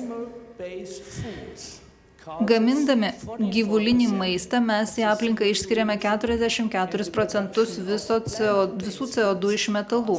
Gamindami augalinės kilmės maistą į aplinką išmetame tik 8% visų CO2 iš metalų. Matote, skirtumas kiekis 44% ir tik 8%, lyginant gyvulinio maisto ir augalinio maisto gamybą. Gyvulinis maistas yra gaminamas kitaip, dėl to į aplinką išmetama daug šiltnamio efektą sukeliančių dujų. Ir Davidas Kacas jau minėjo keletą su tuo susijusių aspektų. Taip pat labai daug ar stipriai pakenkiama aplinkai gaminant pašarus ir naudojant įvairiausias trąšas. Metanas į aplinką patenka, kai auginame atrajojančius galvijus ir žinoma, kad į aplinką labai daug išmetama CO2, tvarkant mėšlą, galvijų mėšlą. Galima būtų palyginti tai su augalinį maistą, vėlgi su gyvuliniu maistu. Jeigu kalbame apie augalinį maistą ir lyginame jį su sviestu, jautiena, sūriu, kurie yra gyvulinės kilmės produktai, matome, kad daugiausiai CO2 išmetama į aplinką gaminant sviestą, jautieną, sūrį ir taip toliau. Kai gaminame cukrų, tofu, aliejų, makaronus, į aplinką išmetame gerokai mažiau CO2. Keliasdešimt kartų mažiau CO2. Taigi, augalinis maistas yra žmonijos ateitis.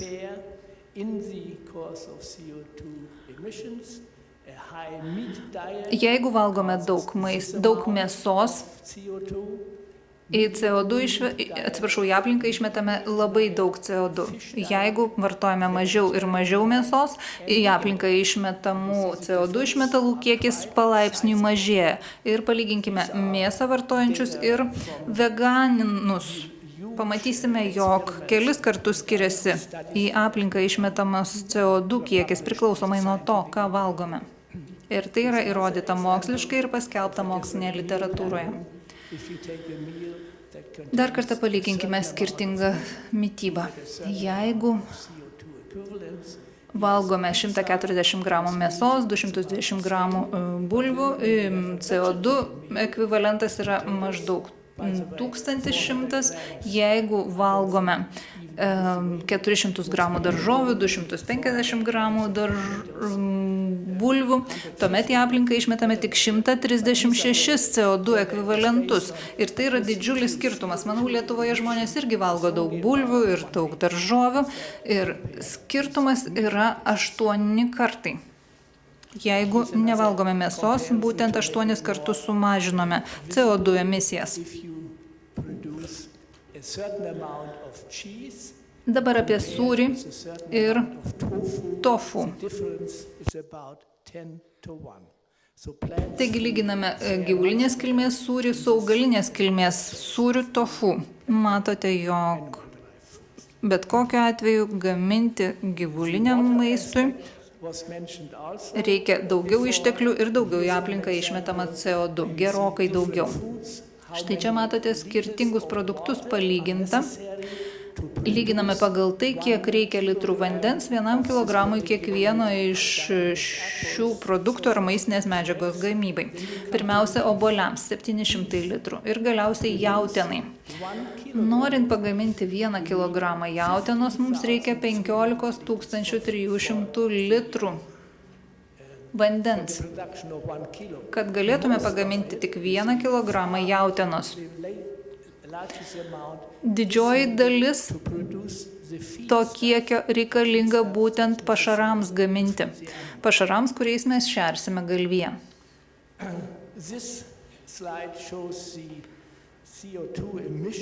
Šioje skaidrėje parodyta, kiek CO2 į aplinką išmeta skirtingos transporto priemonės. Pavyzdžiui, traukiniai.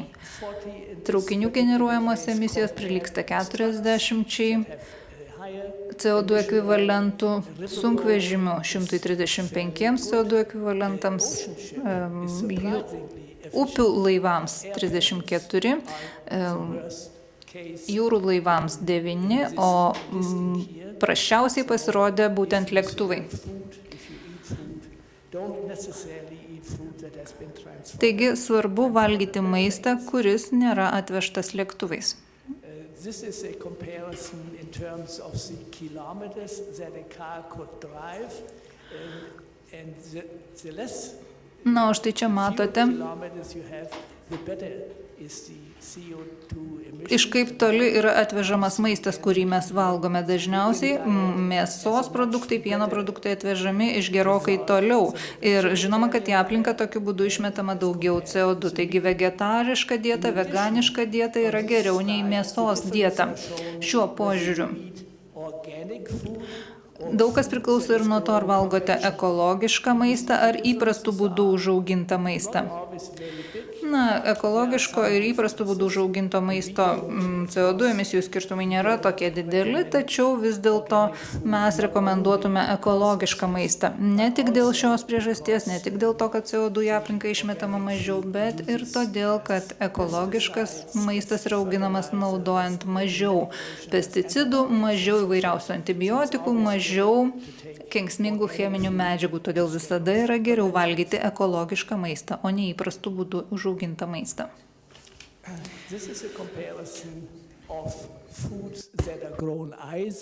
Čia palyginame maisto produktus užaugintus šiltnamyje arba paprastai laukuose. Vėlgi, čia yra palyginamas CO2 ekvivalento. Matome čia tiek pupelės, tiek pomidorai, tiek salotos užauginti šiltnamyje pareikalauja tiek anglies dioksido išmetalų daug daugiau nei užauginti ten laukuose. Taigi sezoninis maistas užaugintas laukuose natūraliai, aišku, yra ir šiek tiek maistingesnis. Čia lyginame šviežią maistą ir šaldytą CO2 emisijų palyginimas. Tai yra, kalbant apie mėsą, skirtumas nėra didelis. Šviežios daržovės su šaldytom didžiulis skirtumas, bet pavyzdžiui, šviežios bulvės ir šaldytos jau sutarkuotos bulvytės free, CO2 išmetalų kiekis tikrai labai stipriai skiriasi, 29 kartai. Čia matote santrauką CO2 poveikio. Jeigu mityba yra 100% ekologiška, jūs sutaupote 25% CO2 išmetalų. Jeigu 1 ar 2 kartus valgote per savaitę mėsą, taip pat 1 kartą žuvį 30%. Jeigu esate vegetaras, tai sutaupote net 50% CO2 išmetalų. Šioje studijoje veganų mityba nebuvo nagrinėta, bet manau, kad tie sutaupimai CO2 būtų dar didesni. Nežinau, kaip įdėjau šitą skaidrę čia, bet norėjau kažką pasakyti apie evoliuciją.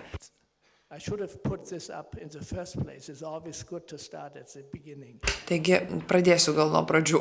Norėjau pradėti nuo to. Ne taip juk viskas prasidėjo.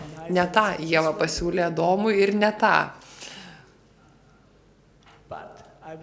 Aš norėčiau šiek tiek palyginti. Šįryt jau buvo minėta, kad 100 tūkstančių įvairių rūšių gyvena Žemėje ir mes esame tik viena iš rūšių.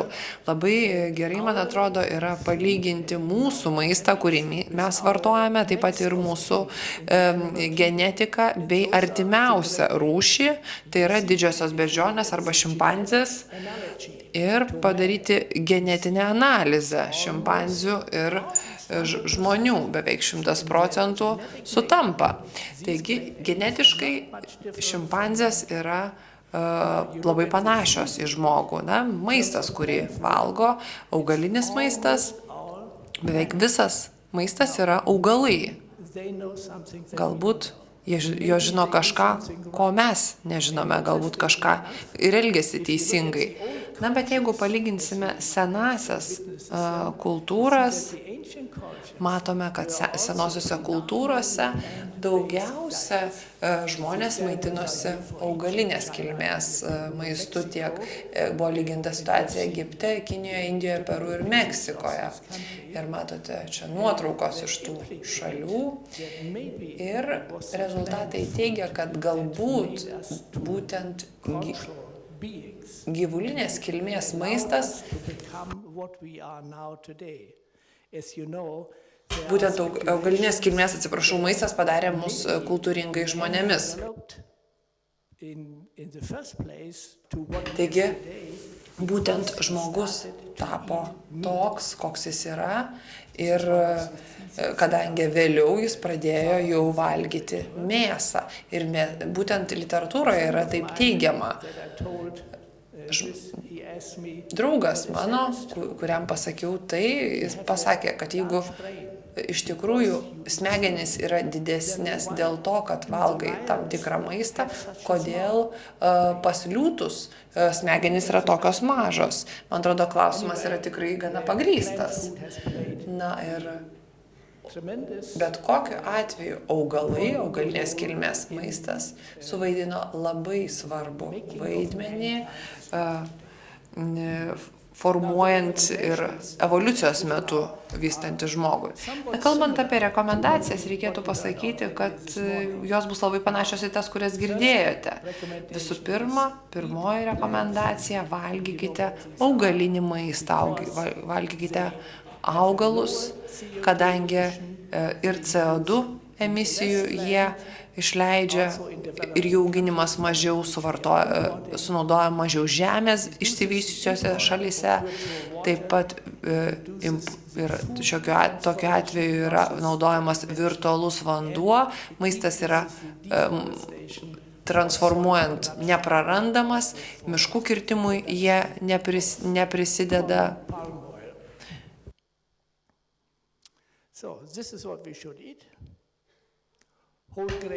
Taigi, visadalė duona arba pilno grūdo duona yra tikrai sveikesnė. Kasdien bent saują riešutų suvalgykite, tiek riešutai, tiek uogos, jų vertė yra mažiausiai žinoma, bet jie yra tikrai labai vertingi. Labai dažnai nuvertinami. Jose yra ir žuvų tipo arba omega-3 rūgščių, tų sočiųjų rūgščių, taip pat selenas, kuris yra labai svarbus mūsų imuniniai sistemai, kuris jau buvo minėtas šį rytą. Ir būtent jų yra braziliškose riešutuose. Taigi valgykite ne kilogramus, bet bent saują ir tai tikrai yra labai gerai. Taip pat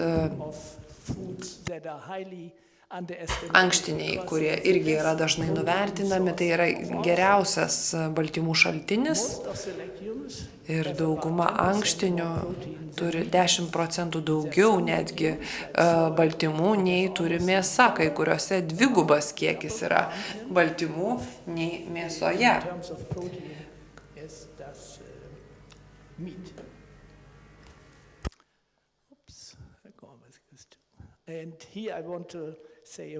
O čia trumpai norėjau pakalbėti apie žalią maistą, nes būtent tokį propaguoja Ann Wigmore fondas. Jeigu valgysite žalią gyvą maistą, tai taip pat būsite sveiki.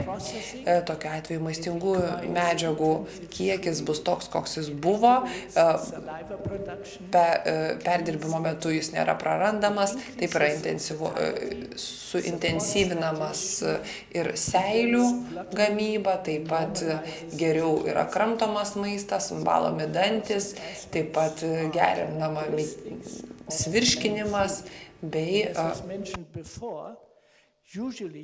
taip pat neapsirėmę, mūsų sotumo jausmas yra pajuntamas geriau ir sotumo jausmas pajuntamas tada, kai virškinamasis traktas prisipildo.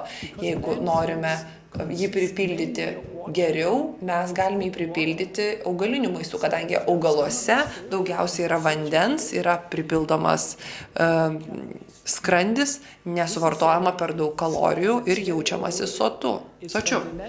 Taip pat šis nuotrauka buvo padaryta 1983 metais ir ji pasirodė National Geographic žurnale. Tada mažai buvo žinoma apie fitochemikalus, tačiau buvo žinomas ryšys su vėžiu ir kad jie mažina vėžio riziką. Nesakoma, kad fitochemikalai išgelbės jūs nuo vėžių, bet bent jau gali sumažinti jo susirgimo riziką. Ir mes žinome, bet nevartojame visų šių maisto produktų, bet visa tai yra augalinės kilmės maistas. Nėra nei vieno gyvulinio. Jeigu trumpą laiką praleisite JAV, pamatysite tokią nuotrauką, tikriausia galvosite, kad tai yra Kalifornijos maisto pramonės reklama. Tai nėra reklama. Čia yra sakoma Amerikos vėžio bendruomenė arba organizacija, tai yra gydytojų asociacija, kuri vykdo vėžio tyrimus, draugija. 1983 metais tokius tyrimus jie atliko, tikriausia ne visi apie tai žino, kadangi vėžio susirgimo skaičius didėja. Na ir porą žodžių apie fitochemikalus, kurie buvo jau minėti ne kartą. Yra daug skirtingų fitochemikalų.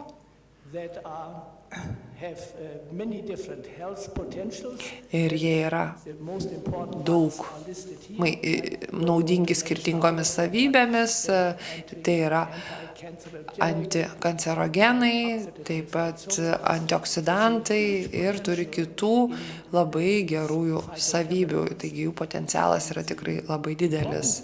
Svarbu yra tai, fitochemikalai yra tik augaluose. Gyvulinės kilmės maiste jų nėra, kadangi jie yra sintetinami augalų. Ir augalai nesintetina jų mums, jie sintetina juos savo patiems. Mūsų kūnas evoliucijos metu išmoko panaudoti tos fitochemikalus taip pat kaip ir tą daro augalai, kadangi augalai turi apsiginti, apsisaugoti nuo saulės, taip pat nuo įvairių graužikų ir vabzdžių, mikrobų ir bakterijų. Ir taip daro žmogaus organizmas.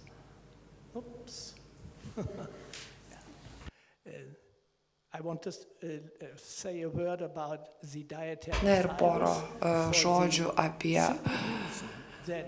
skaidulas, kaip ir fitochemikalai, skaidulos yra tik augalinėme maiste. Maistinės skaidulos yra tik augalinėme maiste.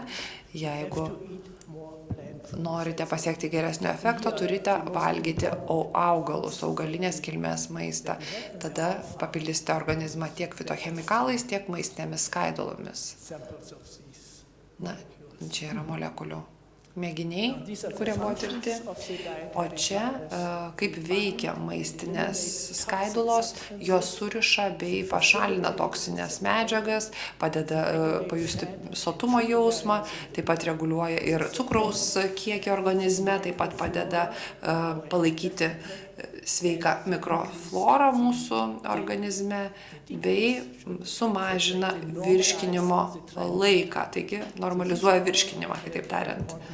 Tai yra tikrai labai svarbu ir tuo pasižymi maistinės skaidulos. Na, rekomendacija yra tokia, kad bent jau 30 gramų per dieną maistinių skaidulų suvartotumėte. Vidurkis vakarų šalyse yra daug mažesnis.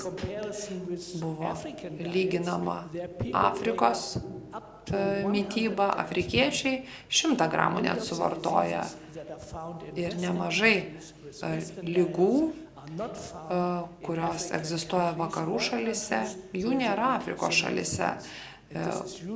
Ir jie suvartoja daug daugiau neapdoroto augalinės kilmės maisto. Na, čia yra vertės ir maisto produktai, kuriuose yra maistinė skaidulų, daugiau ar mažiau. Taigi, valgykite šviežią, neapdorotą maistą. Ir šviežias maistas yra svarbus, kadangi kalbam apie žalią maistą. Jeigu sakome žalias maistas, tai vadinasi ne tas maistas, kurį nusipirkote prieš 2 savaitės, kažkur padėjote ir laukėte. Na, bet ir toks maistas gali būti žalias, bet jis tada nebus jau šviežias. Laikas baigėsi. Turiu 2 minutės.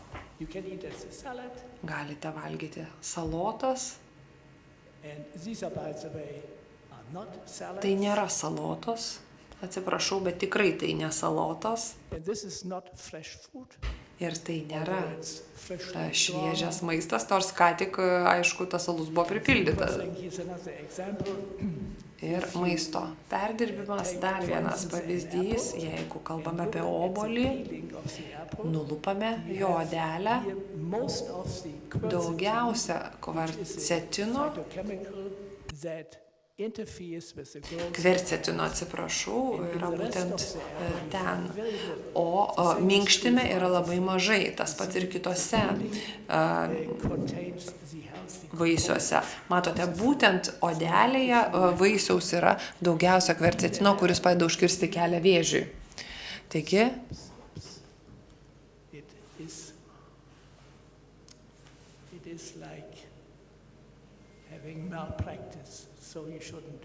čia prastos mitybos pavyzdys. To nereikėtų daryti.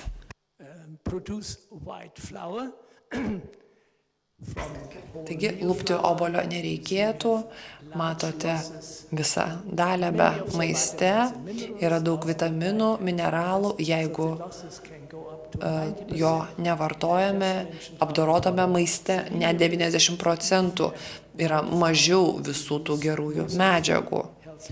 Taigi, apdorojant maistą, viso to netenkame. Tas pats ir čia, kai apdorojame obuolį, jis tampa obuolių sultėmis, obuolių kažkokį padažą darome ir sotumo jausmas yra kitoks. Aišku, tą galite išgerti per labai trumpą laiką ir sotumo jausmo pajusite daug vėliau arba iš vis jo nepajusite. Jau ir minėjau, man atrodo, visą tai. Trumpai apie ekologišką ūkininkavimą. Tokia yra situacija jūsų šalyje ir vakarų šalyse, man atrodo, jau ta praktika mažėja, tai yra pramoninė intensyvus ūkininkavimas, nenorime, kad toks būtų, bet taip pat tokia situacija egzistuoja ir pramoniniu būdu užaugintose gyvuliuose. Taip pat 1400 kalorijų yra tokiame mėsainėje, bent pusė visų kalorijų reikalingų jums suvartoti per dieną. Kalbant apie augalinės kilmės maistą, sakoma, kad reikia vartoti žuvį, mėsą dėl omega-3 riebiųjų rūgščių, tačiau augalinės kilmės maiste jo irgi yra ir iš tikrųjų organizmas juos netgi ir paverčia tomis omega-3 sočiosiomis rūgštimis. Taip pat pirkdami ekologišką, teisingai užaugintą maistą ir remdami sąžiningą prekybą mes mokame teisingą kainą, pasakome ne vaikų darbui ir taip pat remiame vietos gamintojus ir tą turėtume ir daryti. Na ir pabaigdamas pasakysiu, kad tvari mityba skatina prevencinį sveikatos požiūrį, teisingus ekonominius santykius, socialinę teisybę, taip pat švarų orą ir vandenį ir padeda apsaugoti žemę bei aplinką. Aukšta kokybė negali nekainuoti, dar viena svarbi žinia, bet ji padidina maisto vertę kaip po tokią, labiau vertinate maistą, taip pat švietimas dėl tvarios plėtros būtent gali būti per tai ir pasiekiamas. Tai yra geras maistas, kurį mes rekomenduojame. Čia yra jo daug, pasirinkimas didžiulis. Neminėsiu jų visų.